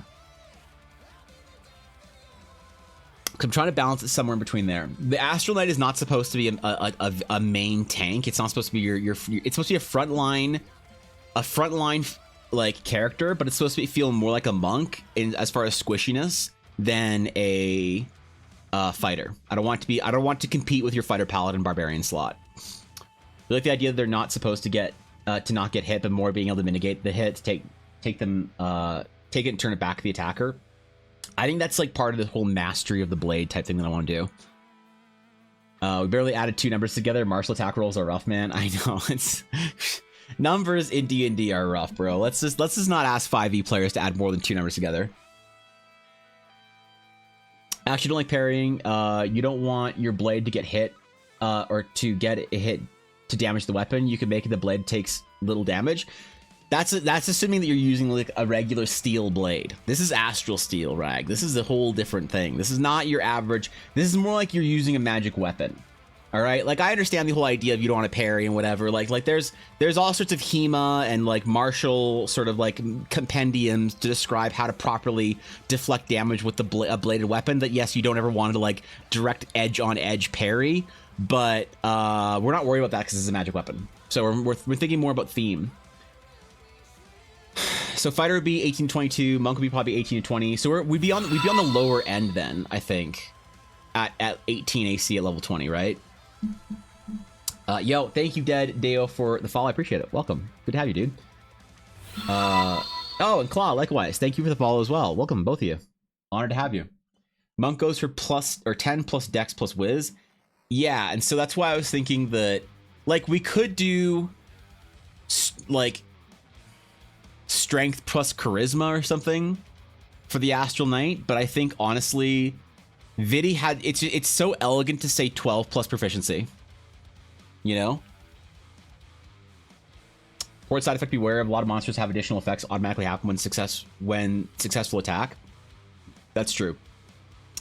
Dex be maxed out for defense probably, or wisdom probably not. Yeah, maybe. They're just, yeah, Claw, this is my art. We're working on it's not finished yet. We haven't quite finished the piece off, but we're working on making art and design the class at the same time, because that's the way I like to roll. So that's something we're working on today. Is I want to try and finish the art, but also make the class get some of the mechanics down. So for monk, there's no average because it's 10 Wiz plus Dex mod. Level 1 monk can have 12 or 17 depending on your rolls. Right. We're assuming a 20 monk is going to have AC 20 before magic items. So do you think proficiency plus weapon like damage modifier or whatever is more fair? Because that would put them up to AC 21 instead of 18 at 20th level before magic items. I designed Crucible Steel weapons, which are not magical, but give you +2 to hit if enemy has medium or heavy natural armor. Since the knight is ignoring armor, probably should not ignore light armor or armor barbs and so on. Well, they are already wearing armor, but it is sort of more thematic armor. It's non-mechanical armor, if that makes sense. And I know it's a little bit weird for D&D, but I'm okay being a little bit weird. I must have got bird. Oh, sorry, Ashy. But I think it's correct answer for beta testing explicitly. That's fair. Yeah, we'll just do proficiency for now, and we'll see how squishy they feel. Also, thank you, Dr. Cork. Then get a perfect parrying, return the magic attack with more speed and power. Like players will roll for the speed and damage. I think that's too complicated, Rag. I think that returning the attack based on the original attacker's attack might be better.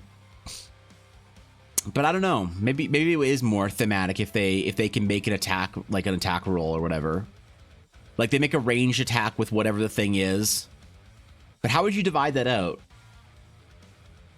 Because like, how does deflect missile work when you can grab the arrow and throw it back at them? You know, I don't know what their wording is for that, but I kind of like their wording. We'll just apply it to spells as well. Crazy idea. What if you do 14 plus prof bonus? 14 plus prof bonus. So at level 1, that's AC 15. How does it feel to have AC 15 at level 1? Do you think that's too much? Because that feels a bit high for me for an Astral Knight. Because like a decked out paladin with a shield has like AC 17 or 18. But they're like spec'd into defense. You know? 16 level 1 is strong. Wait, is it 16? It should be 15 at level 1, right? Oh, no, you're right. +2. 16 at level 1. So, yeah, AC 16 at level 1 feels rough. Although, you know, here's the thing, we can change that. What if it's 13 plus prof bonus? 13 plus prof bonus. How's that? Now we're looking at AC 15 at level 1. That's not bad. Like like saying number plus prof bonus feels like a very easy to tweak thing for our AC. You say the weapon spells to ignore armor, but does that mean the AC of enemies is now 10 plus dex? So it can. So basically the Astronaut can cast, they can cast spells sort of like a regular spellcaster would, but all of their spells are activated and augment their attacks. So for example, you can choose to do extra damage with your like spell attack. Right? You could choose to ignore armor. So in that case, you would. The theme for that attack, Dr. Quark, would be you like phase your blade out of reality slightly so that you swing through armor, but you still attack like the flesh of a target. So it just ignores the AC bonus for that specific attack. Not every attack, obviously. That's not just a mechanic of the Astral Knight. But it's something that you can do. You can choose. The weapon spells thing that we have here are just a bunch of like very early ideas of cool things we can do with our weapon spells. 15 is close to the rogue AC. Maybe make the armor 10 plus con plus charisma, but the charisma bonus can be switched off for offensive purposes. Like each turn either boosts the hit or the defense. I like that, but I wonder if it's too complicated for a lot of players. You know? Because like I don't want this to be like something that feels way too like difficult to get into for people, you know?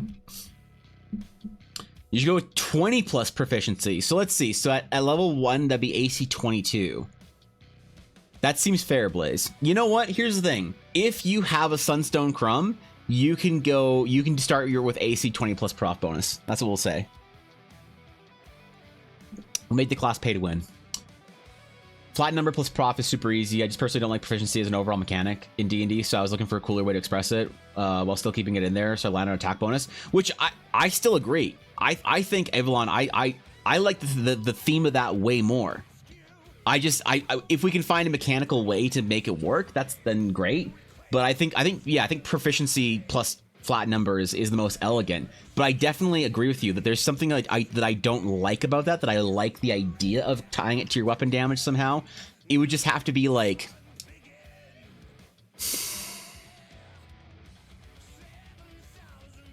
your strength plus the weapon's enchantment bonus could be the only way I could think of doing it. You know, like we were saying earlier, but that still doesn't seem as elegant, you know? But maybe that doesn't need to be that elegant. Maybe it can be a little bit complicated like that, and it's still fine. You know? Imagine Knight and magic missiles coming towards you, you take out your weapon and slash the missile, deflecting it back with your power behind it. How would you calculate that, Rex? I like that idea more. I just don't know how to calculate that. Repost for... Oh, sorry, Viddy. I'm sorry if I missed that. No. Thank you for the repost. At level 7 to 8, subject to change, feature, the AC bonus becomes 14 plus prof bonus and not 12 plus prof bonus.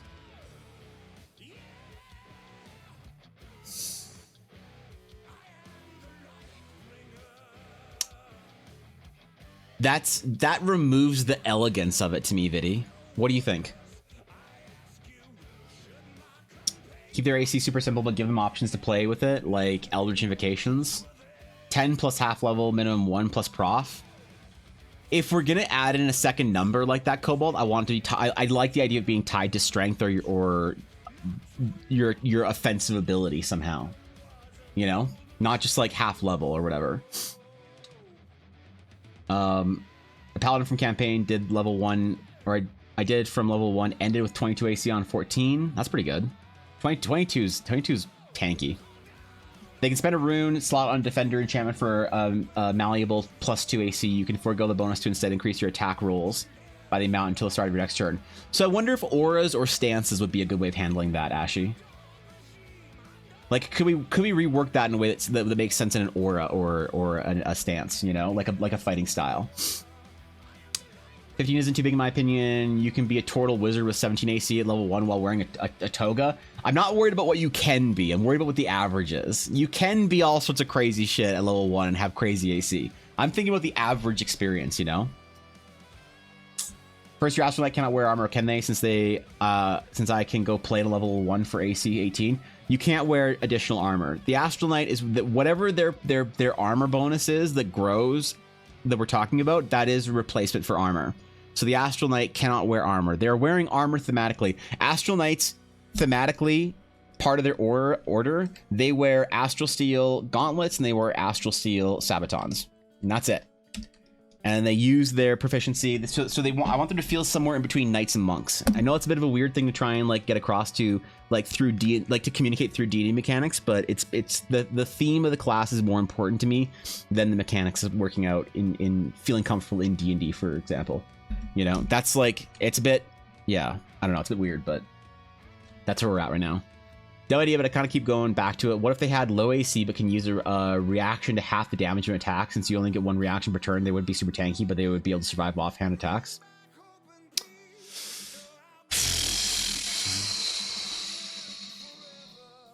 That's cool. I like that. The only issue I see with it, I don't know if this is a big enough issue to like discount it, is that I feel like there's a complexity like we have to spend our complexity like currency, in my opinion. Right? So I know that trying to explain how their attacks are going to work is enough complexity that I don't know if I really want to add a lot of complexity to their defenses. I just kind of want to be a number. If it meets, it beats kind of thing. Having different stances they can dance between, where some players might pick one forever, another might try and flip between stances often for fantasy. Yeah, is there any way to extend it to auras though? Or is that too powerful, you think, Ashy? You come up with a lore reason, or is it just cool to not wear armor? It's their magic tied to their oath to not wear armor. Their magic is tied, so the Astral Knight is very much, it is very much in the culture of their martial sort of like upbringing. It's a cultural decision that they have based on movement and flexibility and motion and their astral runes, because they do have astral rune tattoos on their body. You know, the original Astral Knight concept had, hold on, where was it? The original first Astral Knight concept was, okay, apparently I don't have it on here. Oh well. Anyway, it's for like to keep them lightweight, keep them able to be very agile, and so light armor to protect their extremities where they're going to sort of deflect and get hit with things is fine. It's not a very heavy armor. They're supposed to be very acrobatic and they value the same kind of motion that a monk does, but they don't mind wearing a little bit of armor on their extremities where they might get, you know, slashed or cut up or something like that. So solution to all this is the following: keep a simple, stupid protocol. Yeah, maybe. If an Astral Knight aren't wearing regular armor, does that mean their armor is made of the same stuff as their weapon? I haven't decided on that entirely, but I think so, Ivalon. I think so.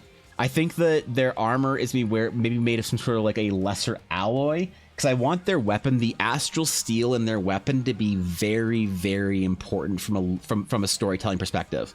It is like, I have the responsibility of like holding this amount of astral steel in my hands as like a knight. This is a big deal. It's a big responsibility. Their armor, maybe we can have it based off of like an alloy that has astral steel woven into it, but I don't think I want it to be pure astral steel, if that makes sense. Unironically, look at the MCDM's armor kits. They just say you get this defense bonus if you fantasize that as plate or as chainmail plus shield. That's up to you. Which, yeah, I like that idea. I think that's great. I think that I've always wanted to remove the connection between what it is and what it looks like, if that makes sense, you know? Because I always like the idea of like one thing that I get criticized for occasionally is that I'll put a cloth character, like a cloth wearing character, I'll have like them have like plate gloves on. They're like, you can't put my druid in plate. They don't wear plate. Those are metal plates. That's not, you know. And I'm like, shut up, nerd. Like, it looks cool. So I like the idea of sort of separating them, you know. If you want to place armor with a modifier, why not just go proficiency plus strength mod? Caps out at 21. It's like plus 3 plate. Proficiency plus strength mod. So Malphite, how does it scale then? Does it scale better than flat number plus proficiency? Is my question. Because if it scales better, I like that more. I like the idea that I wanted to from the very beginning have strength be somehow tied to their AC, right? 100%. I like the idea of the like the stronger and more proficient you are, the better and more defensive you are, I guess. You know what I mean? But how does it scale next to flat number plus prof? We're already burning the reactions on spell attacks and reactions even before spell effects. Reactions are getting a little busy. Yeah, it's a little bit of a messy, like putting too much of the class into reactions, I think can make it a little bit too messy. But I don't know. Stances would be cool. Would a suggestion for Eldara channel be a good place for those in Discord for off-stream ideas so people can keep their simple in here, flesh it out on Discord? The beta channel when I actually put it up, which I was going to this last weekend, but I was doing other stuff, so I'll be putting it up this weekend. That'll be the place for this kind of discussion, for more in-depth crunching stuff. But I want to have the discussion based around something that actually like I can post. So like, here's the night, and now we can talk about it. You know. Astral Steel will be very rare, Rag. So I'm gonna have sort of two rule sets for it. The first is like so this is a class that's supposed to fit into my homebrew. More than anything else, this class is supposed to be a way for you to interact with the stories of Eldara that are uniquely Eldara. Not general fantasy tropes, but uniquely Eldara. The Astral Knight and the Astral Sage are supposed to be very Eldara classes. You know, we already have art for a sage. We already have art for multiple sages, but like this is Ella's sage character, you know, and so they are the casters to the knights who are the you know, coincidentally both of these are Ella's characters, but whatever. So in Eldara, but I want it to be still usable outside of Eldara. So within Eldara, Astral Steel is made in one place on Teleria. There's one place, one temple, one Astral Knight order. Astral Knights are rare. One does not simply walk into the order. One does not simply take a level of Astral Knight. It's a big deal to be an Astral Knight. And so Astral Steel, you can only get it from one place, and you have to sort of appease the order to get it. So you have to have a lore story reason for your character as to why you should be allowed to be an Astral Knight, more or less, you know, if you want to try and like take it as a later like multi-class into it. But if you're playing, I'll have sort of a little paragraph on playing the Astral Knight outside of Eldara, where I'll just suggest that Astral Steel is rare and hard to come by, but it can be as easy or difficult to come by as you and your DM think is fair. That's the way I'll just leave it up there. So you can play it however you want. In Eldara, if you're playing in a canonical Eldara game, it's extremely rare, extremely special, extremely important. Prophet strength would start low, but would scale well. It would also mean that going beyond 20 strength would translate into further scaling for the feature, reflecting the character's overall growth. And it maxes out though, which is a good point actually. So what would it start off as? What's your average strength? Like prof plus strength would be, well, wait, that wouldn't start too low, would it? If on average you have like a +3 strength at level 1, and your prof bonus is +2 at level 1, and that's still 15 plus, yeah, that's still 15 plus, or 15 versus either way, right? So I don't think that starts out that low. Do you think, because like, don't forget, I want them to be more like monks and rogues than fighters and paladins and barbarians. They're not supposed to be as front line and tanky as a fighter or a paladin. So, Priest chainmails, heavier armor with a flat 16. Could be wrong, but I don't think so. I think you're right. Armor's made from the Crucible, laminated dwarven steel, woven shards of astral steel. Sure, some cool thing like that, yeah. Give it unarmored defense, but use strength. Monks, dex, barbs, con, Astral Knight's strength, easy peasy. If they want more AC, they can use a shield or action. They cannot use shields. You cannot equip a shield as an Astral Knight. But yeah, I agree. That could be kind of cool. Just give them unarmored defense, and that's why I kind of like the idea of saying strength plus prof bonus. That's pretty cool, actually. And then 10 plus strength plus prof. Because that's still 15 and scales up to like what? How does it scale up to level 20 would be 21, right? Would you have a rogue Astral Sage plus Forge Master that steals Astral Steel to arm their own opposing astral knights? Sure. Why not? Tell me that story, Nick. That sounds like an awesome story. If you ever play in Eldara, write that campaign. Fuck yeah. You know? If that's a story that you think would be cool to tell in Eldara, then that's the kind of shit I want to see people tell, is cool stories like that. Like the person who plays Astral Knight, hope you don't lose such break your weapon. Yes, exactly. So knights will be able to sense where their weapon is at all times. They can't summon them so you can return your weapon to you as an action if you within a certain distance. Probably like 60 feet or something, right? Probably 60 feet, maybe a little bit longer. I don't know.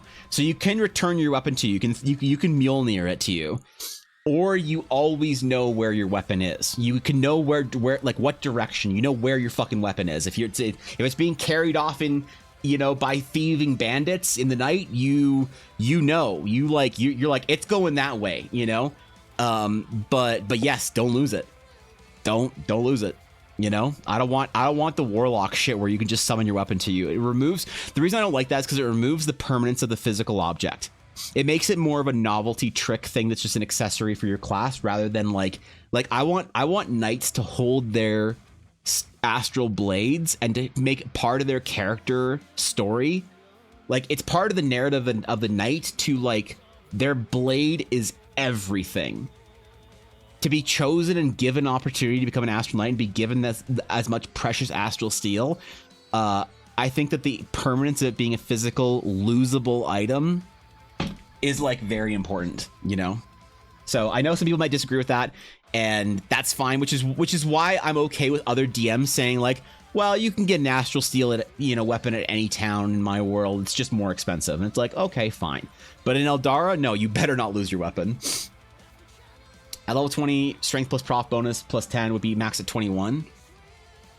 And I think that's fair, actually, Assuming at level 17 or level 1, 17 strength plus 3 proc bonus plus 2 is 15, max is 17 AC with 20 strength if you rolled an 18 or doing 46 or a point bot. Yeah, I don't know, Viddy, how do you feel about that? Because I kind of like that. So you could get a 16 AC if you somehow got an 18 strength, which I guess you can for you like starting with a 16 AC with an 18 strength is not that unreasonable if you're playing like you're playing a race that gives you plus 2 strength modifier or whatever, And is that too powerful? I don't know. Something about it feels good, but it also the thing about proficiency plus flat number is that it's a bit elegant. Like, it's not interesting, but it's very easy, right? I think some people try falling into the power creep. The AC isn't supposed to be high if it should be at mid at best, right? It should feel like a rogue or a monk rather than a fighter. Yes, 100%. Multi-class into warlock, take hexblade so you can summon your weapon.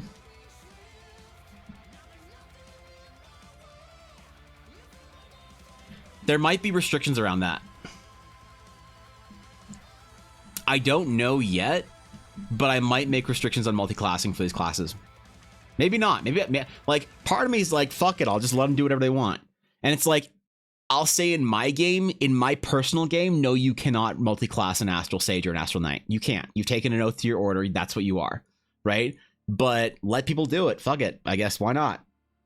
Let GMs figure it out. Fuck yeah. Like, remember, my whole thing is I want to be a GM of yes as opposed to GM of no. Stealing from Star Wars inspirations, character hook.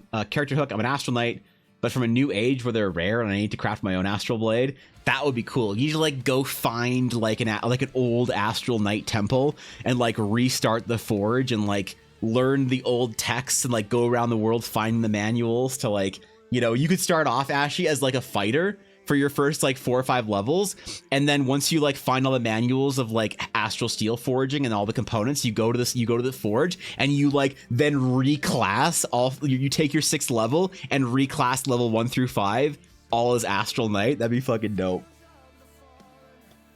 And tell that's what I want. I want to hear people do that shit. I want people to tell that story, man. Fuck yeah. I agree with you, Evan. The blade should be important and sacred, not treated as something that could be lost. I like what you said earlier about they always want to know where it is on the same plane. Yeah, I think that's fair though, Ed. Right? Like yes, you can lose your blade.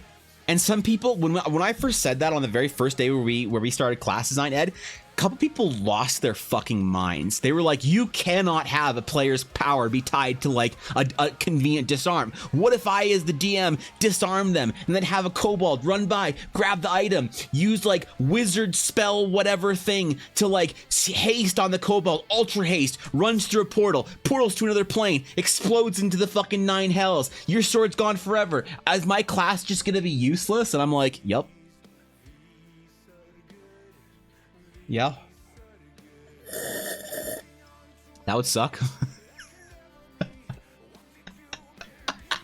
I don't know, man. That would suck. Yeah, I hope that doesn't happen to you, bro. I don't know. I kind of want to be a little pig-headed about this and make it, and like that's like a thing that I'm like I could be nudged to make it so that you can summon your weapon. You could, and I probably will in like another rule thing. Like, look, if you like as another like note to the GM outside of Eldara, if you don't like the idea of losing your weapon, you can summon it. Why not? Instead of, you can replace sense weapon with summon weapon. I don't care. If that makes the class fun for you and you just cannot stand the idea of losing your weapon so much that you wouldn't want to play the class, fine, summon it. I don't care. Whatever, man. You know, sure, fine. I'm writing this as a class for Eldara first and foremost, but I want to make it still playable for other people. And if that's what people need to do is make it playable, like, you don't need my permission to change it. You know, I think that in D&D, one thing that is not a great like, there's rules are coveted a little bit too much in my opinion. If you don't like the way a rule is for your class, and you're like, I'd sure like to play the warlock, but I don't like that you can just summon your weapon. So don't change the rule. Who cares? It's your game. It's a TTRPG. It's not a video game, man. You can do whatever you want. The DM does that shit. They're an asshole is playing to beat the player rather than make a fun campaign. That's kind of the way I was thinking about it, Ed. It's a heroic class, no multi-classing. Yep. Is that an asshole thing to say, Thorkin, or is that fair? Let people multi-class it and leave it to the GM to show them why they shouldn't. The patron gives you powers, but simply wants your astral blade after you die. Very simple, subtle request. Oh, yeah. Oh, I like that, actually. Weapon summoning is a price in our game? That's cool, too. That's house rules. That's what I like. You can do a ritual summon, it takes 10 minutes and flies to your hand like Thor. So I like the idea of you being able to Mjolnir it, but only from a certain distance. Yeah, I don't want you to be able to Mjolnir your weapon from like across the world or whatever. That's too much for me, you know? Because like, think about the implications of like it's like your weapon is in like the next province over, and you just summon it to you, and like hundreds of people in that town die. You just murdered hundreds and hundreds of people as it takes a straight line around the arc of the earth, or around the curve of the world towards your hand, and you just kill hundreds or thousands of people that get decapitated as it flies through the local town market from the Thieves Guild, you know? You know? That guy should get a new normal sword with no astral powers, your normal last knight from the time you don't get your sword back, or a new astral blade, which is why, Reg, I want there to be a set of enhancement spells and enhancement powers that don't rely on your weapon. I want an astral knight with a regular sword to still be a badass, but you're not an astral knight. You know, you can still slice a bitch. You can still fight, but you can't quite use your astral spells. So I need to balance some. Part of the challenge is balancing some of the power away from their weapon to self-enhancement spells, like the ability to like jump or whatever, or do crazy shit as a knight that doesn't rely on your weapon, you know? It's something similar with the shield only based class. People are so pissed about everything depending on having a shield equipped. I think it's fine, you know? The easiest way to say in big red letters is class designed not to be multi-class. You may multi-class with your GM permission only. You know, it might not be yeah, like definitely, Garth, and I think that's a great way of doing it, is having just words to say like, this is intended as a pure class. You could multi-class at your own discretion, go have fun, and then have something in there like, if you do some crazy ass shit with this, come tell me about it in stream or whatever, you know? Let the multi-class, but only to martial classes. Ooh, they do not accept power from sources that aren't themselves. That's interesting. You have an elaborate ritual that summons the weapon in the sense that it will find its way back to you, a changing fate style return with a pricey ritual. That's kind of cool, actually. Yeah, it's kind of like what? Like one rings its way back to you. That puts a lot of effort on the GM to make it seem reasonable, you know, or to seem like realistic or whatever. I like getting a new pet for rangers. You can do it, but it has a cost. You can just lose the thing. You can't just lose the thing every day at no cost. Also, I'm gonna say it bluntly: losing your weapon that you need for your powers is dramatic and creates tension. And honestly, that's why it's good. And that's so I agree, Ashy. And that's kind of why I'm being a little resistant to people that say they just want to be able to summon the weapon. Like, I don't want to just I mean this. I meme a lot, and I mean this with all the respect and love in the world. If you think that the fact that you can't summon your weapon is bullshit, that's okay. But like, just if that's gonna be the make or break point for you, then fine, summon the weapon. I don't care. If people want to play the class as intended, you can't summon your weapon. But there's lots of people that don't want to play the thing as intended. There's lots of people who play games that just selfishly want all the power in the world with none of the drawback, with none of the drama, with none of the narrative tension, with none of that stuff. They just want it all. And you know what? Fine, man. Part of me doesn't give a shit. It's like, fine, you want to summon your weapon? Okay, whatever. You're not summoning your weapon in my fucking game. And you know, if you want to play in canonical Eldara, you ain't summoning your weapon. Or if you want to play the class canonically in your GM's world, you ain't summoning your weapon. But if you're gonna be a baby about it and not play the class because you can't summon your weapon, like fine, whatever, go have fun. Like cheers, you have my permission to summon your weapon. You have my official permission to summon your weapon if that's the make or break for you. I don't think you should, and hopefully you see where like Ashy and Atari and other people like me are coming from, and you like that sort of dramatic tension. But again, if you don't like that dramatic tension, don't do it. Who cares, man? Just have fun, play the game the way that you want to play, you know? Don't let some nerds like us on the internet tell you how to play the class if you like the class in every way except for this one stupid rule that you can't get your head around. You know, that you're like, I can, or not that you can't get your head around. That sounded more disrespectful than I meant. You can't get on board with is what I meant to say. You know, you're like, everything's great except this one stupid rule I can't get on board with. And it's like, go for it then, you know, play what you want.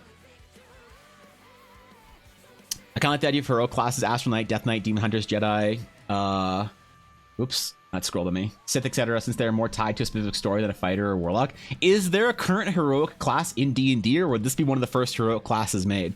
Where, like, are there any classes in homebrews or like third party or even first party that say you can't multi-class?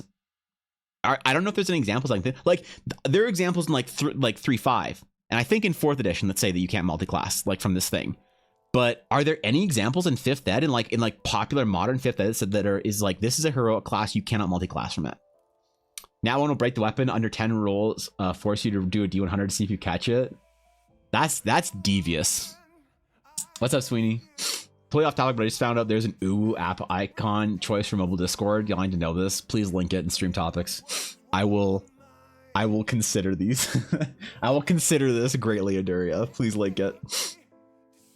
Just put a sidebar for balance the class designed around the class having a weapon at all times. The drama of losing weapon is there for narrative, not the DM to troll the players. That's true. I should, like, yeah, that. Like, I want, if a player loses their weapon, for it to be like, oh shit kind of moment. Not like, ah, fuck, god damn it, the GM's just trying to make my life harder. You know? Imagine if you call upon your blade, like the next village over, the DM says, little Timmy was playing outside and sees a streak of light go past his house before destroying his home along with his parents and his 2-month little brother. Hope you're happy now because you're slopping it. This a boy became an orphan, yeah. And then that's like a deck of many things thing where that boy becomes like an official, like, fated hunter for you. He's sworn to grow up and find the astronaut that killed his family. What's that, Fishy? I don't think so. Maybe Blood Hunter?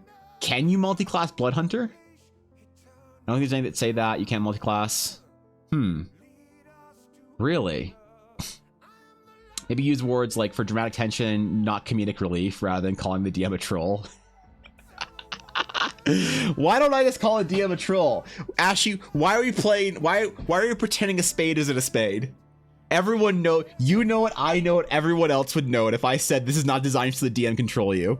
Why do we need to have an elegant wording for this? Why can't we just say to the GMs, please don't fucking troll your players by stealing their weapon just because you think it's funny? You know, let's just call it like it is, man. The way we see it, we'll just call it that way, and just, you know, You're right. It's probably not very professional. Maybe it would work.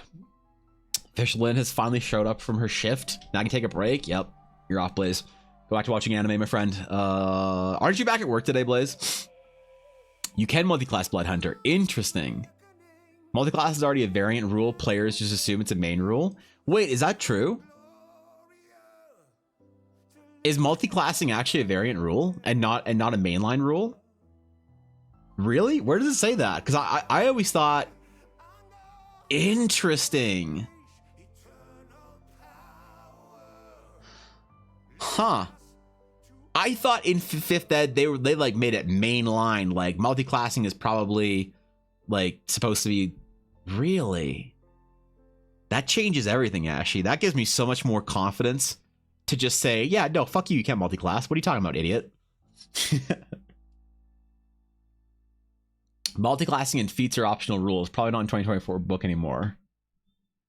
In the Marines, if you dropped your weapon, someone would say follow it, which means you have to do push-ups. That would have the whole different meaning in the Shattered Sea. I mean, that's true, actually. Yeah, like if you drop your weapon, it's like you best take the return spell. Like you best hope your turn's up soon to return it to your hand. But like, yeah, it's like this is what's the saying, Atari? This is my rifle. There are many like it, but this one is mine. This is my astral steel blade. There are many like it, but this one is mine.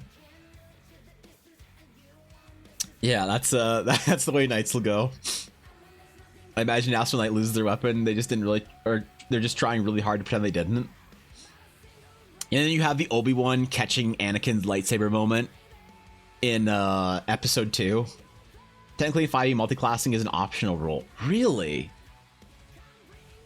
So we can just easily say this class is not designed with the multi-classing variant rule in mind. And you know what's funny about this? If we say the Astral Knight is not designed with the variant multi-classing rule in mind, we would piss off so many people that think multi-classing is their God-given right in D&D. We would just butt detonate. Like people would get so butthurt about that some of them would get even butt detonated, like butt nuked. They'd be so butthurt that we referred to it as a variant optional rule, and like pointed it out that multi-classing is not your right as a player, that you're not like, you know, given the assumption of being able to multi-class. That's hilarious. I love that. That saves the entire thing. Back at work today, still sick, not as sick though. Well, I hope you're feeling better soon, Blaze. This class is not designed with the variant rules in mind, so you kill multi-classing and Feeks trying to cheese the class. That's true. Because yeah, feats actually are another thing that I didn't think about. Feats could break some of it as well. You know? Love it. Evan writing awesome, cool shit and trying to piss off as many people as possible. Come on, Ivalon, you know you want to upset the nerds once in a while. You have to ruffle the feathers sometimes, okay? That would be like, look, nothing we do with this class is gonna matter until someone makes a hate thread about it on Reddit. Until somebody makes a hate thread on Reddit about like how bullshit, how whatever this class is. We're not really designers, are we? Until we have some hate thread developed for whatever we've made, I think. My butt hurts just thinking about how much they're gonna be butthurt. That's because you know somebody's gonna get so mad. Somebody who thinks that multi-classing is like a core part of their like game, like they think it's their right to multi-class. I think it's their right. There are some, because you know what I'm talking about. There are some D&D players that are so entitled to like the rules they want to play. Like, oh, I found this variant rule for wizards using their pinky fingers to like summon familiars that are like hunter pets from World of Warcraft or whatever, in this Unearthed Arcana article on Reddit with 3 upvotes from 2022 or whatever. And you're like, okay. And they're like, so I want to use this. And you're like, no, you can't. You and I both know that player. There's always one in the group that thinks that if they found it online, they should be able to do it or whatever. And you know that player is going to be so butthurt if there's like a rule in there, something the DM can point to, be like, look, man, not designed for multi-classing. Sorry, bro. You know? Most people make people realize their DMs have been super nice. That's true, actually. You know, remind everyone their DMs have been very nice and letting them multi-class as much as they want. Upsetting them as free publicity. That's true. That's what I'm saying. We're not really doing something important until we have a hate thread on Reddit. Pissing off the mass hordes of nerds is the best. We wouldn't piss off the mass hordes of nerds. We would piss off one nerd per D&D group. One nerd per D&D group that thinks it's their absolute right to do whatever they want, to multi-class, to summon their weapon, to be the OP cheese monster that, you know, the kind of person that goes ham in Baldur's Gate and brags about how they did like 17,000 damage to the dragon in one action. You'd upset that person, you know, maybe not, because Baldur's Gate's a little different, but still. Rules should be up to DMs. Oftentimes people feel like they have to follow the rules as written, and writing this down helps people not feel like they're a bird beholden to the words on paper. Yeah, which is something I kind of want to see culturally change in D&D. I think people are really like stuck sometimes. They're stuck in the mud with like the idea that like, oh, if this is or isn't written on paper, I can or can't do this. And don't get me wrong, rules are important. Rules are very important for making sure the game feels good. Rules are very important for making sure that the game plays well and is balanced. And like, these are important things. These are important features, right? But the rules of a TTRPG, I feel, were supposed to be written to like be played with and changed and messed around with. I didn't think that D&D was ever supposed to be this like sacred, like nothing in D&D should be sacred in my opinion. If you want to change something because you don't like the way the rules written or it doesn't work for your game specifically, like D&D is not a video game, right? There's not like one way to play it in the engine, and it's gonna be different for every table. So I always thought the D&D rules should be very like modular, and you should be able to take what you want and remove what you don't like. People like DMs do this all the time. DMs take certain rules that they like or don't like about like dungeon crawling or loot or whatever, or like, you know, encumbrance or currency or whatever it is, man. And I just think that players should be able to do the same with classes, like obviously within reason. Obviously there is a certain place you can get to that is like too much, too ridiculous. But like in general, I just like people to see like, you know, here's like my gripe with like the Tasha's book. People didn't like the fact that like, oh, I'm a Goliath, but I was raised, or like I'm a gnome, but I was raised by half-orcs, but I can't take the half-orc racial features. This is bullshit. It's like, why did you need the rules to why did you need wizards to give you permission to do that? Like, if you didn't like it, you want to just go to your DM and be like, hey man, I want to be a gnome. And they're like, okay. But like mechanically, I want to be a half-orc because I was like raised by half-orcs. So I feel like mechanically I should like be raised, you know, I should be able to use the half-orc stuff. And your GM's just like, okay. It's like, why did you need to pay wizards another $65 to buy whatever it is in the US to buy a book just to say you can do that? I like being opinionated in games. It takes the fun out of it. I think so. Do you have a final say and do interpret/change the rules, but the product you buy is by default, or the default assumptions. Even if Evan invites you to his D&D 5e campaign, says nothing beyond that, I'm assuming that we're playing 5e rules with a couple house rules. Yeah. The common variant rules are accepted. Best quote from Gary Gygax: "The dirty little secret is you don't actually need the rules to play D&D." Is that an actual quote? Because I've been looking for, like, is that the quote? Because I've been trying to reference that quote. Like, I know Gygax said something about it, where Gygax said something along those lines, where he basically, the original intent of the original creator was that the rules are not like, the rules are not required. You don't need to follow the rules as written to play the stupid game. And the fact that people covet the rules and like, oh my god, the rules say I can't have +2 strength as a gnome. It's like, just fucking do it. Who cares? Whatever, man. If you don't want to, don't do it. If you want it, do it. And I've been looking for that the quote though, so I can always like reference. This is what Gygax said, man. This is how I interpret that. That's actually that's huge. Won't be mad if it's not what it is, but it's what the default assumption is. I think you're right. Feels like feats aren't actually an optional rule, especially when all specific. The Adventures League specifically states that there no non-optional rules are allowed. I always thought feats were I knew feats were variants. That's weird though. See, yeah, you bring up a good point, Azealia. You said in an interview or conference. All right, perfect. Then that's what I'm going back to. That's what I'm gonna try and find that exact quote. If I can find like a printed version or a video of it or whatever, so that I can reference it, you know. That's perfect. Thank you, Atari. I still strongly feel that you shouldn't be able to take on other race traits. If you want those traits, just okay the race. Gnomes don't have the same body as half orc. Like, I agree personally on a fundamental level in my gameplay, but it's also not a hill I want to die on, if that makes sense, Aduria. It's like I'm not personally gonna roll a high strength gnome. I think it's silly that the little like 3-foot thing should have 18 strength, right? But also, it's not a hill I want to die on. If somebody in my game's just like, hey man, I want to be a cleric, I'm like, cool. And I want to have 18 strength, I'm like, okay, sure. You're a gnome cleric with 18 strength, whatever, man. It's your fucking fantasy, you know? So like, I agree, but also I kind of just like don't give a shit, if that makes sense. Like, do you understand what I mean? It's in the first edition DMG, is it? It's in the OD&D booklist too. Encourage you. Yeah, the original, 100%, Ivlon. Something happened in 5e culture where people stopped homebrewing as much. Like homebrewing moment to moment stuff. It's so weird.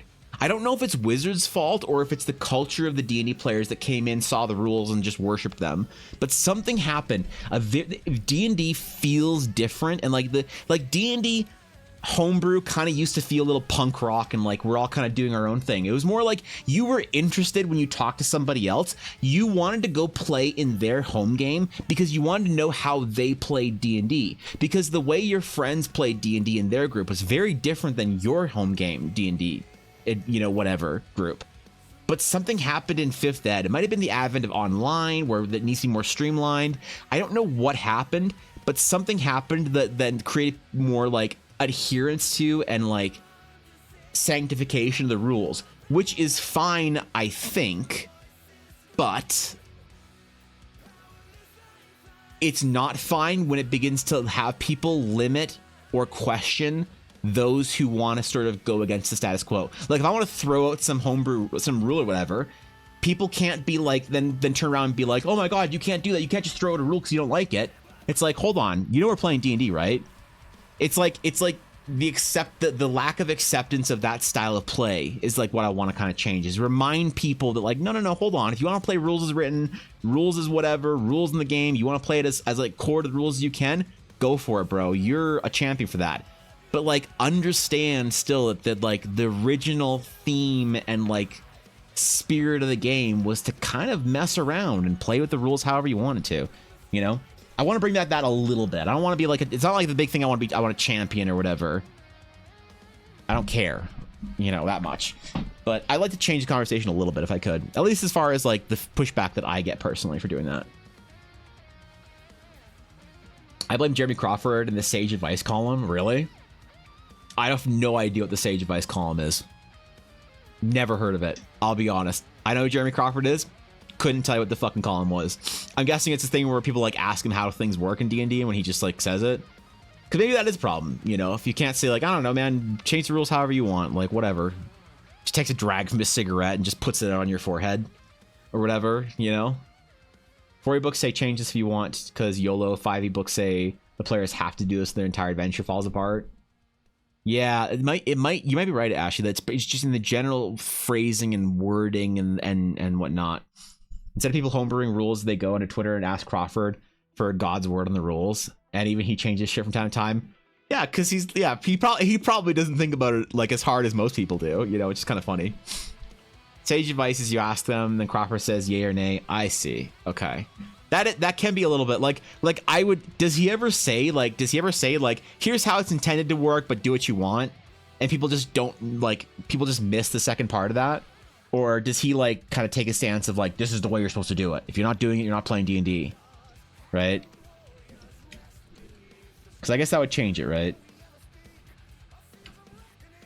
And I, to be fair, I don't follow Jeremy Crawford or like any D&D people on Twitter. Honestly, when I go onto Twitter, I want as little to do with D&D as possible sometimes.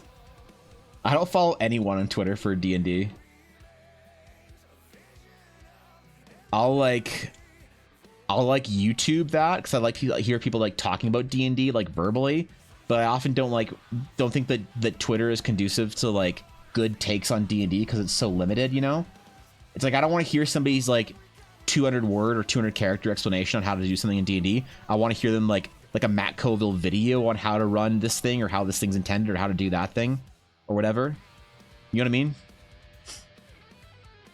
He answers the question asked. That's about it. Oh, okay, that's fair. I mean, like, I guess. Like, what can you expect from the guy? You know?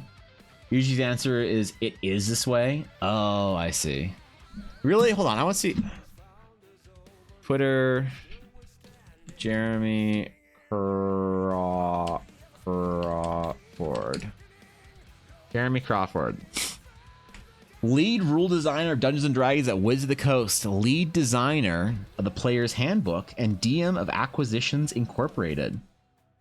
Let me see some sage advice here.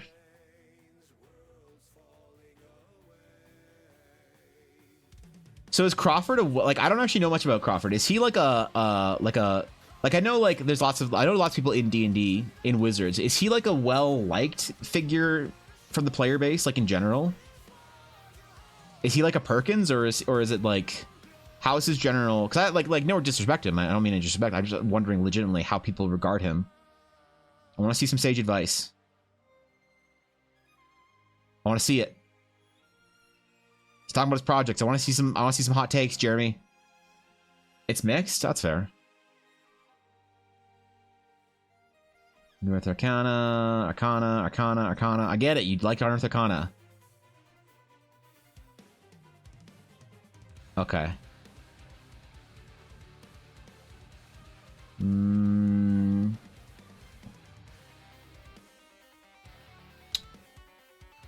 I don't see anything really that's like, I'm guessing it's like more in replies and stuff, right? Maybe I just search that. Replies.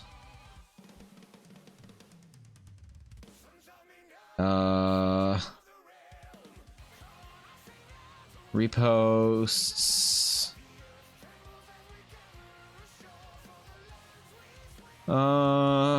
Okay.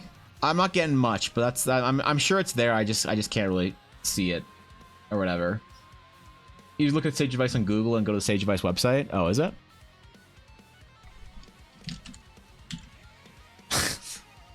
I sure it's Sage Advice. It's not. Maybe I create a shitty version of it. It's just Sage Advice. D&D Sage Advice. All right, what do we got?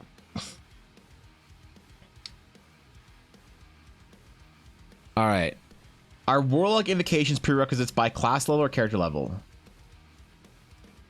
Book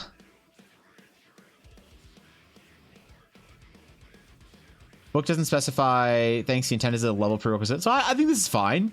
The intent is at a level prerequisite in a Warlock invocation, first to Warlock level. That's I like that he says the intent. That's good. This seems fine.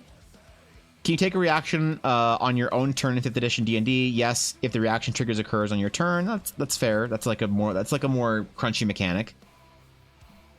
This is a question regarding the giant might feature the Rune Knight. Does the growth effect follow the same formula as enlarged plus reduced, double height and 8x weight increased? Intentionally applies only charges. Okay, whatever. Can you dual wield? Okay. Can you dual wield a hand crossbow or non-5e? All the rules seem to make sense. This is an invalid option. People in D&D. Okay, in D&D you can dual wield any 2 weapons with extra attack features. The 2-weapon fighting bonus action combat rules is a way to eke out the most or one more attack if you follow limitations. The no fuss way to wield 2 different weapons of any type is extra attack. Okay. I think this is fine. Maybe there's some real definitive ones, but these seem like good balanced responses. I don't know. It seems fine to me. I could see though that if people covet Sage Advice too much, I think I see where you might be coming from on that one. Sage Advice, yeah. Most answer the website, though. If he was pinged on Twitter, he'll answer. I see. Okay. Oh, this is literally the website's called sageadvice.eu. I see. That's cool. Sage Advice is what I shall be calling my therapy from now on. Sage Advice, Devin Blair Art. This is the guys have any advice needed on D&D, I will give you my Sage Advice. Sage Advice is usually just stop playing with that person. What's the difference between warlock and necromancer? The legal laws of your state. Sage advice question: can I multi-class blood hunter with cleric? Answer: I don't, man. Do what you want or you think is fun, but ask your DM. Yeah, that's that's the real advice. Yeah, I don't know, bro. Do you want to go for it? Like, I think the sage advice thing is fine if it's like consistently referring to intent. That's totally fine in my opinion. If he's always talking about intent behind rules, then that's totally fine. Because I think designer intent is important to keep into consideration because the term intent is malleable. It's like, yeah, intent for this was supposed to work this way, but like, you know, the reality of the rules are that, you know, it works differently when you're actually playing or something, right? Typical D&D warlock are under a patron with grants them power. Necromancers have powers over the dead. Yeah, true. It's different in Florida though, so we don't worry about that.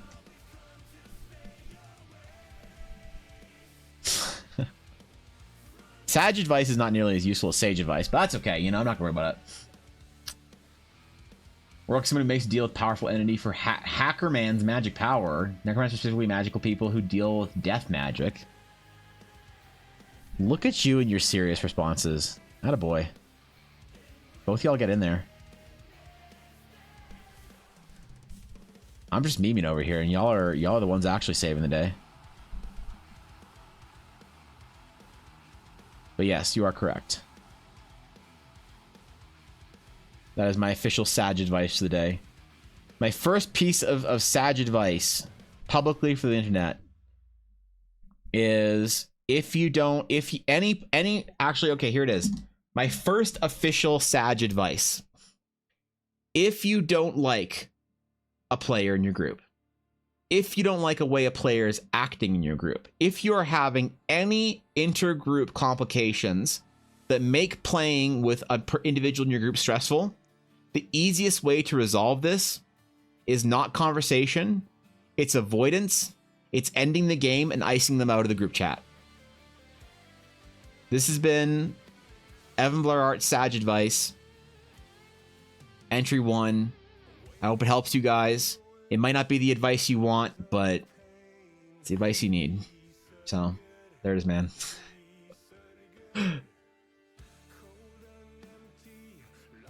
The interwebs cannot find the source of Gygax's quote, but it's attributed to him so many times it must be a true story. There are some early sources back in the 70s that say he said it, but I couldn't find the source. That's fair. If it's like generally accepted enough, I think that's fine. Because I can always just say like, no one knows the exact, like everyone knows he said this thing, but no one knows the exact time, place, or way it was worded. But basically, the spirit of, because that's kind of what I've always said, Atari, is the spirit of the original creators of D&D is that the rules were there to support the game. The rules were not the game. You can change the rules as you need to, as you see fit, for your own gameplay to make it more fun for you and your friends. At the end of the day, that's the only thing that's important, is that you're enjoying yourself and you're having fun playing the game. It's crazy, I know. It's ridiculous. Who'd have thought? Posted image in stream topics? Okay, hold up.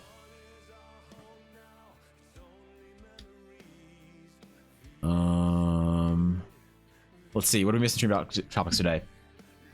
The great picture I was talking about. Oh. That would have probably bumped it up to 9.7. Maybe better monkey than orangutan. I don't know. Topic: how do we balance astral and AC? I really appreciate these bonuses. Okay, hold on. What did they say specifically?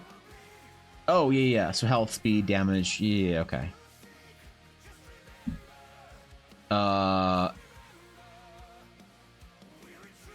This is degenerate. This is fucking degenerate. Anyway. Probably don't find the original source, but it gets quoted a lot. The secrets we should never let the great game masters know is they don't need any of the rules. Dude, I love this guy. Like, I think anytime we start we do any sort of rules discussion, I should put on one of my Hawaiian shirts. Like, I think we should just Gygax it. It's like if we ever have a problem or like a crunchy thing we need to break down for D&D, anytime I need to actually start doing any rules designing, I think I should be wearing a Hawaiian shirt. And I should make that a like a mandatory like thing whenever I make my big game company where we develop video games and TTRPGs and stuff. I'll just make it a rule for the design team. I'll tell them whenever, it doesn't matter when, but whenever your team is designing rules, not polishing, refining, whatever, but designing big rules, you must be wearing a Hawaiian shirt at all times. It reminds you the original spirit of the creator of D&D, and also not to take your fucking rules so seriously, you weirdo. All right, just put on a fucking Aloha shirt and just chill, just relax, man. Go get some Tommy Bahamas and a tiki drink and just have a good time. You're designing rules for a game, not changing the fucking world. All right, you're not ending international crisis and conflicts. You're making rules for an Imagination Dragon game. Let's just put our shirts on and let's really put our shirts on about this, you know? I think it's a good rule. I don't know how many designers are going to think it's a good rule. Because I feel like every time I see Gygax, he's in a Hawaiian shirt. If I just Google search Gary Gygax, now it's going to be all... there's all going to be shirts of him in whatever band t-shirts. Yeah, just fucking band t-shirts. There's a couple, you know? Here's a couple. Like, look at him, man. Look at him go. What a Chad. What a fucking Chad, man. Ah, the original neckbeard. May your neck be as bearded as Gary Gygax. Blessings of the D&D community. I think some of it also just language problems. Does dashing twice triple or quadruple your move speed? If everyone says ask your DM, it's useless. Especially if you're the DM. If someone says probably works this way with how it's written, that's useful. Repeat until accidental echo chamber of people being useful. Yeah, that makes sense. Like, I do think that it's necessary to have something like that for those kind of crunchy, weird like rules interactions. But I guess it's all about like community interpretation. Like when the sage advice is like, it probably should work like this, or it's intended to work like this. It's like, okay, great. Well, but I also didn't see many sage advice for things that you can really change. It's all stuff like, hey, how does this combat interaction work? Which is useful. I think the sage advice would be like not useful if it was things like, hey, can I be a wizard, but all my fire spells are instead like me throwing molten copper at my enemy? It's like fire, even though fireball doesn't explicitly say what material of like plasma or whatever, or like what is exactly ignited that it forms the fireball. Sure, if you want to throw molten copper globules instead of like ignited magic plasma, go for it, right? That was Sage Advice 1, intergroup complications. Yep, Sage Advice 1. To discuss the game with a stranger, you need to agree upon middle ground, which is hard when D&D is so wacky. Pouch of infinite food is useless in my game, but groundbreaking in Evan's world. That's true. Yeah, I mean, that's fair. But that's the way it used to be, and I kind of like that, you know? We need another Sage Advice. Evan, can I use interdimensional space in my world? The Sage Advice is that as soon as you give your players interdimensional space, it's like activating Minecraft creative mode in a survival game. It makes everything less meaningful. The portable hold, the bag of holding, it just ruins the fun of inventory management. But Evan, inventory management isn't fun. Just because you don't think your DM is doing a good job at inventory management doesn't mean you need to say the entire system is bad. You know? Stuff like that. Just like bullshit like that. Astral Sage Advice, yeah. Same, I agree. I just think that's where the problem comes from. Yeah, I think you're probably right. Definitely these problems will happen as well, Ashley, with more people playing the game. With more and more people playing the game, these problems will come up more and more. So you have to be more aware of it, I guess.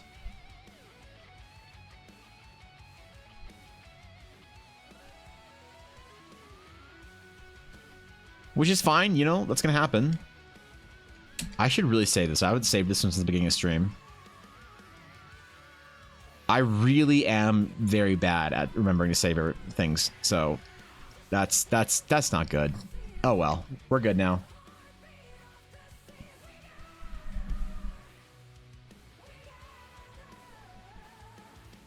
Original intent is always important with design stuff, especially stuff like TTRPGs where you can't just program or code it in. It's like no one asks what the intent of Bloodthirst is in World of Warcraft because they coded it to do certain things, and if it was intended to be used in a certain way, they would use it that way, right? Service Lewis, yeah, I generally agree. People get kind of antsy when folks mess around with the remains of their loved ones. Yeah, necromancy's weird, bro. My D&D is heroic fantasy. Yours is survival, but we both play in D&D, and I enjoy both. Exactly. Yeah, totally. Some people don't want to like waste time on certain things, and some people like the idea of it. You know, that's why I always liked about D&D is that you had vastly, wildly different ways of playing the game from group to group. You know.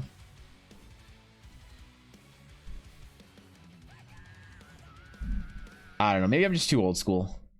Am I too old school about D&D? Am I the old boomer that just needs to, like, join the new age? The old ways are dead, Evan. This is not how I play D&D anymore. Your Gygax can't save you anymore. Am I like the Obi-Wan of D&D and you're like the Ezra Bridger? One person got that reference and thought it was hilarious, but nobody else did, I promise. Huge part of the change in the hobby has grown, or as the hobby has grown so much larger and interconnected, with a few people who are viewed as experts in it. You're right, Garth. What do I do to become an expert? This is the problem. My Twitch peers don't regard me as a D&D expert because I don't know the rules as well as they do, but I sure as fuck know how to run a game as well as they do. I just never waste time on learning the rules to like as written. I can't quote the PHB back to back, cover to cover. I always expect my players to know how their class works better than I do. But maybe that's bad. Maybe it's why I'm not regarded as a intelligent, sagely D&D maester. Yeah, Thorkin got it. You play a Sky Knight that becomes an Astral Knight? I don't know. Fucking can you play a Sky Knight that becomes an Astral Knight? That'd be a cool story. If you chose your background was Sky Knight, the intent is that the Astral Knight Order is so unique and the tradition is so important to them that certain things about backgrounds would not necessarily carry over. So it's not that you couldn't, but that an Astral Knight might not necessarily like have had the life experience to be a Sky Knight for that long to then become an Astral Knight. Most Astral Knights are like students of the Order for a long time before they are knighted. Like most Astral Knights will spend a lot of their life as like level 1 or level, like if we want to say heroic class, the class is intended not to start at level 1 in a lot of ways, right? It's kind of like a Sky Knight background. The Sky Knight background fits best with a character that starts at around level 5. Being a level 1 Sky Knight, you would need to have certain things in your story that address why you're not an absolute badass. Because consider this, the average knight in the Sky Knight Order is like a level 5 character, level 5 fighter. How do you be a background Sky Knight as a level 1 character? Well, Ella handled this by making her character a Sky Knight that left the Order early, and she found a narrative reason as to why she left the Order early before she could gain her full-fledged training, right? And so it'd be kind of like, oh, so I was like a Sky Knight, and I was a functioning, practicing Sky Knight for years into my 30s. I was a badass. I ended conflicts. I killed pirates. Basically, you functioned as a level 5 fighter for years, and all of a sudden, you're now a level 1 Astral Knight. It's kind of like, how does that work? narratively, the intent is that you wouldn't do that. But again, it's like, that's a cool story. If you want to work within those rules, hopefully, my hope is that these two stories are interesting enough that if you want to tell a story of a Sky Knight that became an Astral Knight, it's an interesting enough story. Think about it like Mandalorians and Jedi. Like, right, there was a Mandalorian Jedi, but the story of how that happened was kind of weird and isn't the norm, right? Or like Jon Snow as like a Night's Watch that became the fucking king of whatever. It's like, you know, it doesn't automatically work. The intent is not that you're like Night's Watch and then you go become this or whatever. But there's a story in there, I guess. You'd be a very unique case if you were a Sky Knight that then became an Astral Knight. I don't know. It might not fit into your game if you start at level 1, but sure, go for it. 9% of the experts are experts because of confidence, not actual knowledge. It comes exclusively from watching them DM games. You're right. I need to DM more games online, Ashley.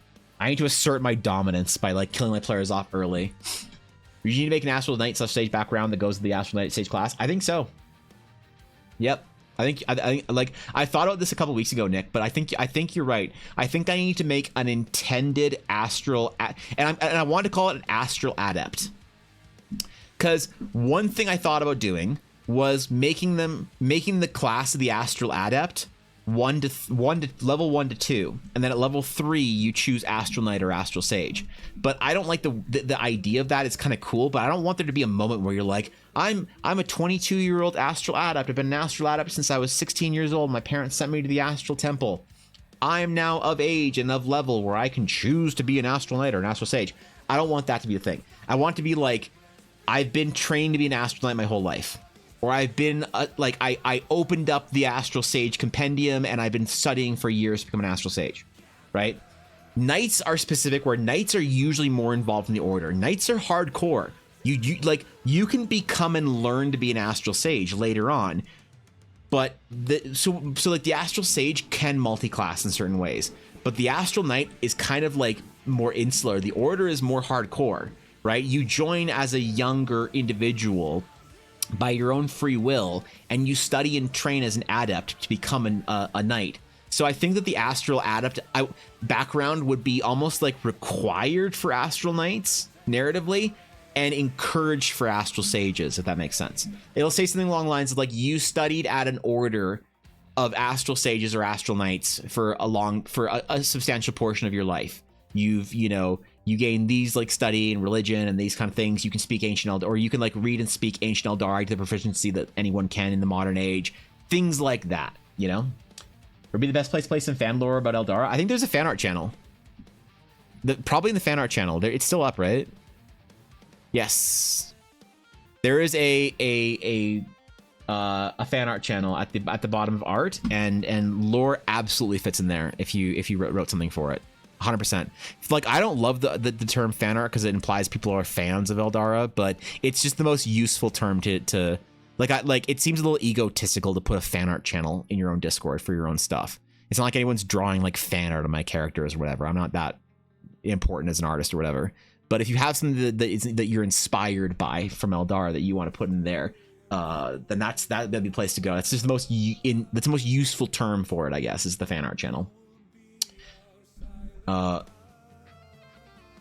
There'd also be people who are in the Sky Knight order who don't have player levels, like how not every priest in Evan's level 1 or is a level 1 cleric. They might be a commoner with a level 1 cantrip. Absolutely, 100%. You could be like you could have like the background or whatever as like a squire or something in the order. You don't have to be like I always encourage people to make a level 1 character.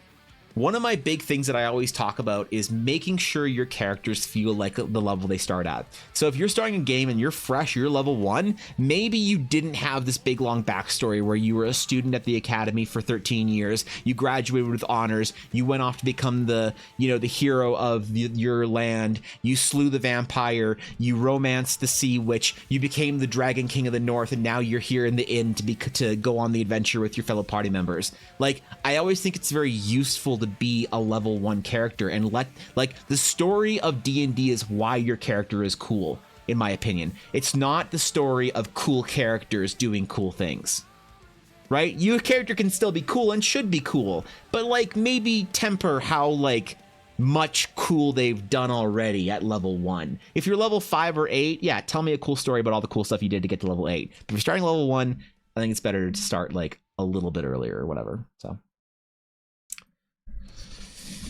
if you do defeat a body,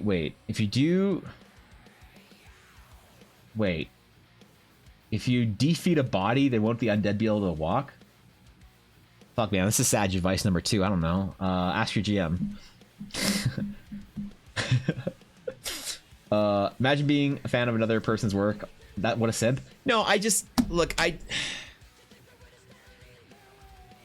just how do I explain this, Caller?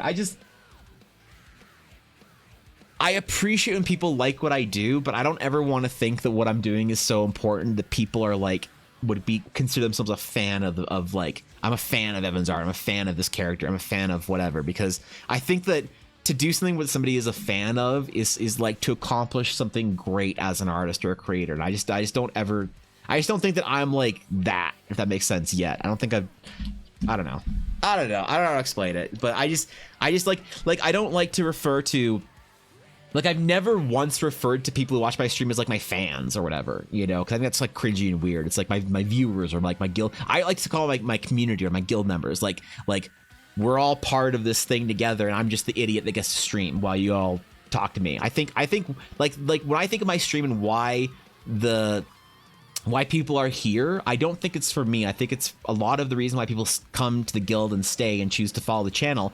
When someone follows the channel, I don't think it's because of me. I think it's because the guild and being here and chat and you guys and the discussion is super cool. But it's not like, oh, Evan's so great, I'm gonna follow him because he's like, you know, I'm a fan of Evan's. Like that's weird. So that's why I don't like the term fan art for stuff to do with my stuff. But I understand the usefulness of the term fan art. That's all I'm trying to say, I guess. I don't know, man. I don't fucking know. Just leave me alone. I'm just trying to draw a hot night for Ella, okay? Just I don't know, bro. I'm doing my best out here. At this point, Faye would just start referring to herself as small and a bean and ask people not to bully her. And that's I think where I need to default to. Done and posted. Thanks, you Swiss shirt. Yeah, that's the place to do it. I'm excited to see whatever you wrote. I'm describing why I love themes in 4E so much, like how they become a level 1 player character. Yeah, I agree. You know, surely there are fans about artists. Maybe I have some fans, Sweeney. I don't know. But I know I'll definitely never inspire anyone. So that's no. So says that guy on Friday. But okay, I'm done. I'm done dunking on that poor guy. I'm done dunking on him. I promise. I feel like guild members, nice way to call us. So I like the idea of guild of the Dragon's Claim being a guild, because like the way I want to format my community, and what I like about our little place on Twitch, Rag, is that it makes me I want being a member, like a follower of the stream, a member of the Discord, somebody who comes to my stream. What is the experience I want for that person? I want you to feel the way I felt when you're in a really great World of Warcraft guild. You log on, guild chat's pumping, everybody's cool, you like people who are there, you know. Thank you, 3DM? I did not say that right, but thank you 3DM C4 for the follow. I appreciate it. Welcome to the guild, my friend. I like that idea. I like that vibe. It's like cozy, it's fun, it's whatever. And it's not about me. Like, no one joins a guild for the guild master. The guild master of a great World of Warcraft guild or a great Final Fantasy guild, a great MMO guild, is a position of service to maintain the structure and energy of the guild. It's not like everyone there is, unless you're going to like a streamer guild or something, you know. But yeah, that's the way I always thought about it for TDC, for our little home on Twitch, you know, which then takes me out of the equation almost entirely. Once again, the discussion in this community is cool, because you built it and guide the community and discussion in a great way. I hope, like, I appreciate that, but I just don't want to take more credit than I think that I deserve, which is not a lot for why being here and is cool, you know? How dare I'm a fan of EBA, aka Evan. I will die on that hill. Give me all the random bullshit collectibles and all that. Let me send for my nerd bro in peace. All right, fine. God, I'm sorry.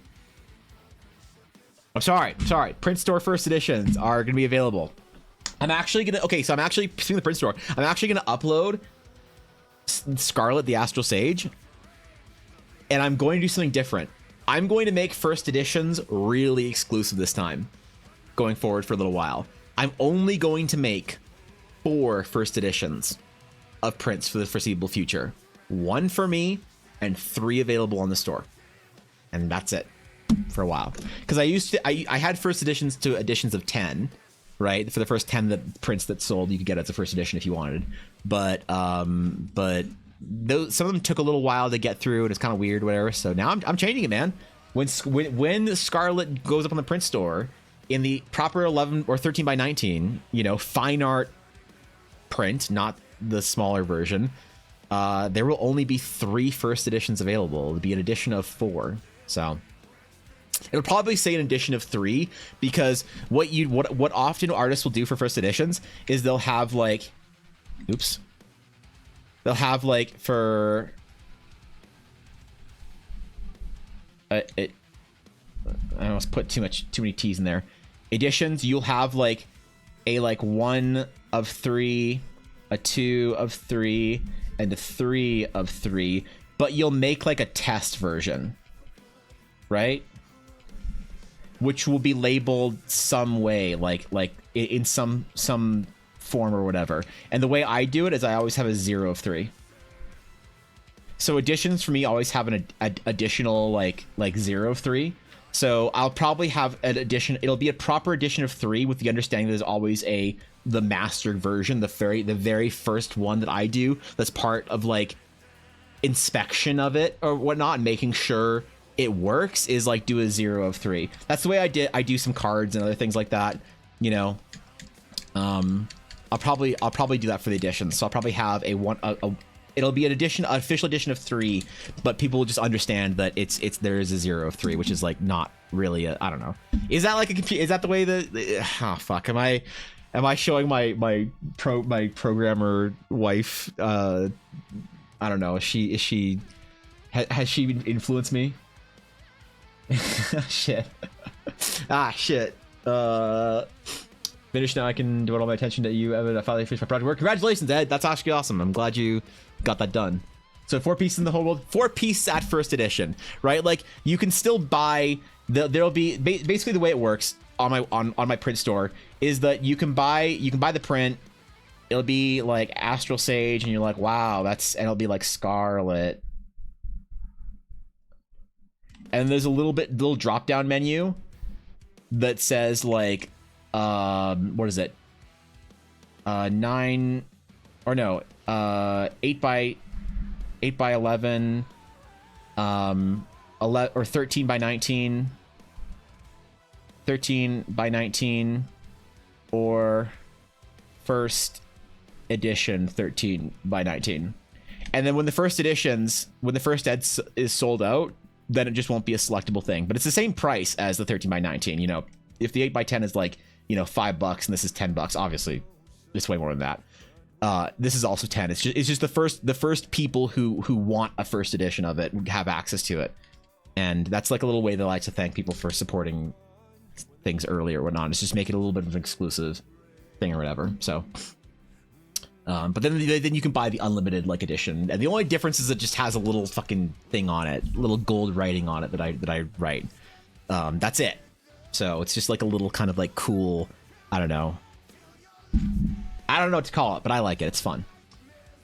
I raised to begin at 1, or travesty. I'm looking at you, Metal Lab. Okay, poor Metal Lab. My campaign is currently in its 0th edition. Does anyone want to buy it? Your campaign? What store do you sell it, or just Patreon? I have a print store. Like I have like Evan. I don't know. They're fucking. All my commands are broken now, Ed. Is it evanblair.art? Yeah, evanblair.art. There it is.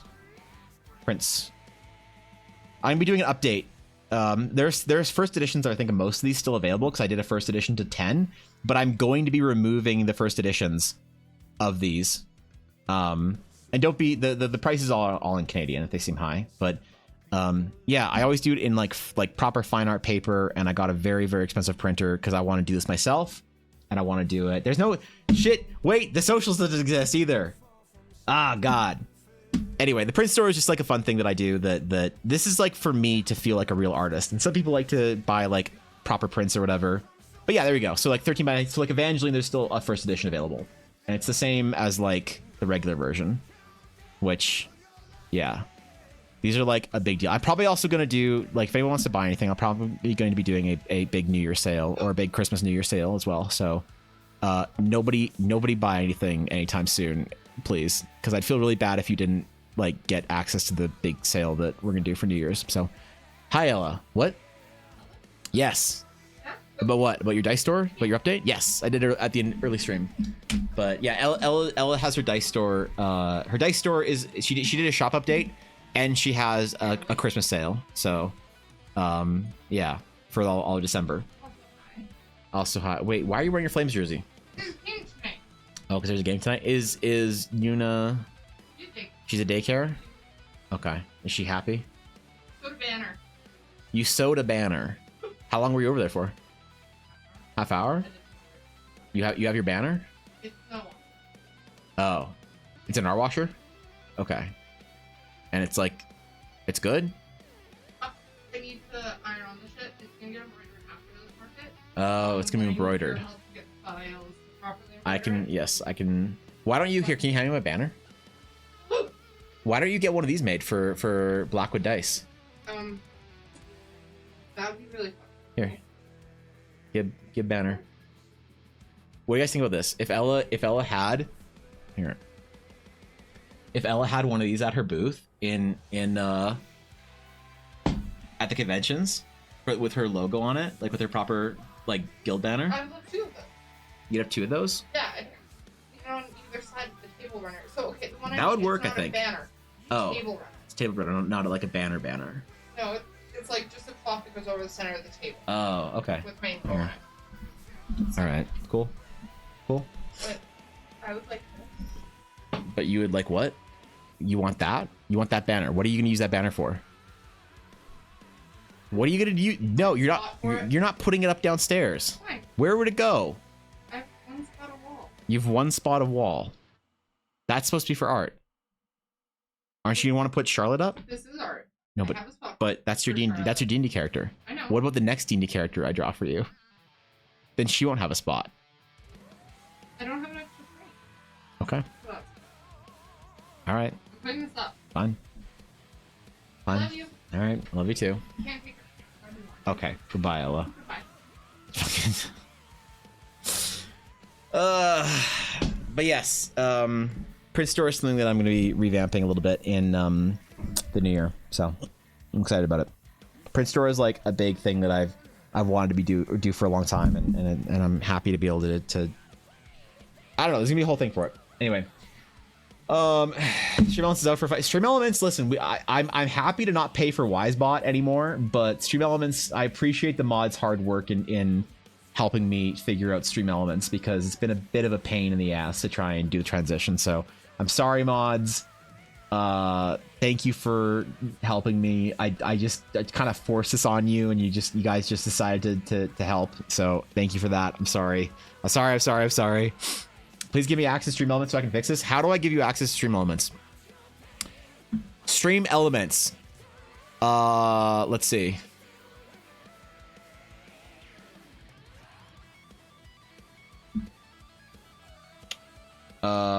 Other, loyalty, chatbot, revenue, streaming tools. I don't know where it is. It's somewhere. I don't know how to make you like a more important person on Stream Elements than you are already as a channel mod. When I can mute and skip alerts now? I can skip alerts now? So when someone just bananas for an entire fucking full message, I can actually skip the button. Yo, I need someone to TTS so I can skip that shit. Holy shit, I need to try this now. There's a button that says skip alerts now. What the fuck? I'll send stuff to you? Okay, yeah, please do. I will add you to whatever. You're just a few clicks away from streaming glory. Shut up, Stream Elements. I'll do what I want. I'll do what I want. You can't make me. Media requests. Oh, you can do media share? Oh my god, Stream Elements can do media share. That's it. We're doing media share on the anniversary stream. We're doing a media share Monday. It's gonna be fucking sick. What's a PCM? Yeah, we'll figure it out. Cool. Well, I think that's about. I think my hands are giving out a little bit. I think I need to take a break from drawing for a little bit and do some other stuff. So, I think that's probably it for today. I think that tomorrow. So tomorrow is Why didn't I stream last Friday? I didn't. Oh, because I was at the hospital. That's right. Oh, how did I forget? I was at the hospital for tests. That was awful. That was fucking terrible. But Jesus, I just put that out of my brain. So we didn't stream yet last Friday, so we gotta do requests this week. So I'm excited. We haven't done requests in a little while. We gotta get back into it for tomorrow. So hey, thank you guys for all the ideas. I hope you enjoyed your stay. Where's my outro? Where it at? There it at. I hope you guys enjoy Pentakill Day. Every once in a while we have to do a Pentakill Day. That was fun. We talked about the Astronites, they're kind of metal, so by the way, y'all had really great ideas for the Astronite class. You helped me figure out a bunch of stuff for it, which is awesome. I appreciate you guys for giving me your ideas and helping me sort of make mine better and more solid. That's what I fucking love about talking to you guys about this kind of stuff is you guys make my initial stupid idea look a lot better once I ring it through the guild. So I appreciate y'all. Hope you had fun today. Hope you enjoyed it. Whatever you're doing today at work or otherwise, I hope tonight with the EU or elsewhere was a good relaxing night for you. I hope if you're working today that you're off soon. It's about 2 my time, so hopefully the day isn't too long. And tomorrow is Friday. Thank you, Kedros, for the follow. Welcome to the guild. I appreciate you.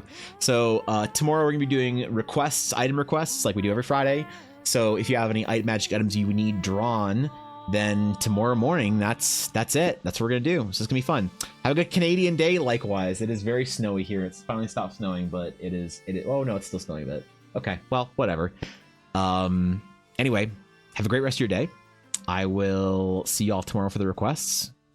I'll see those of you who are playing World of Warcraft with me online tonight, probably, because I'll probably be playing Season of Discovery with you. Until next time, my friends. Farewell.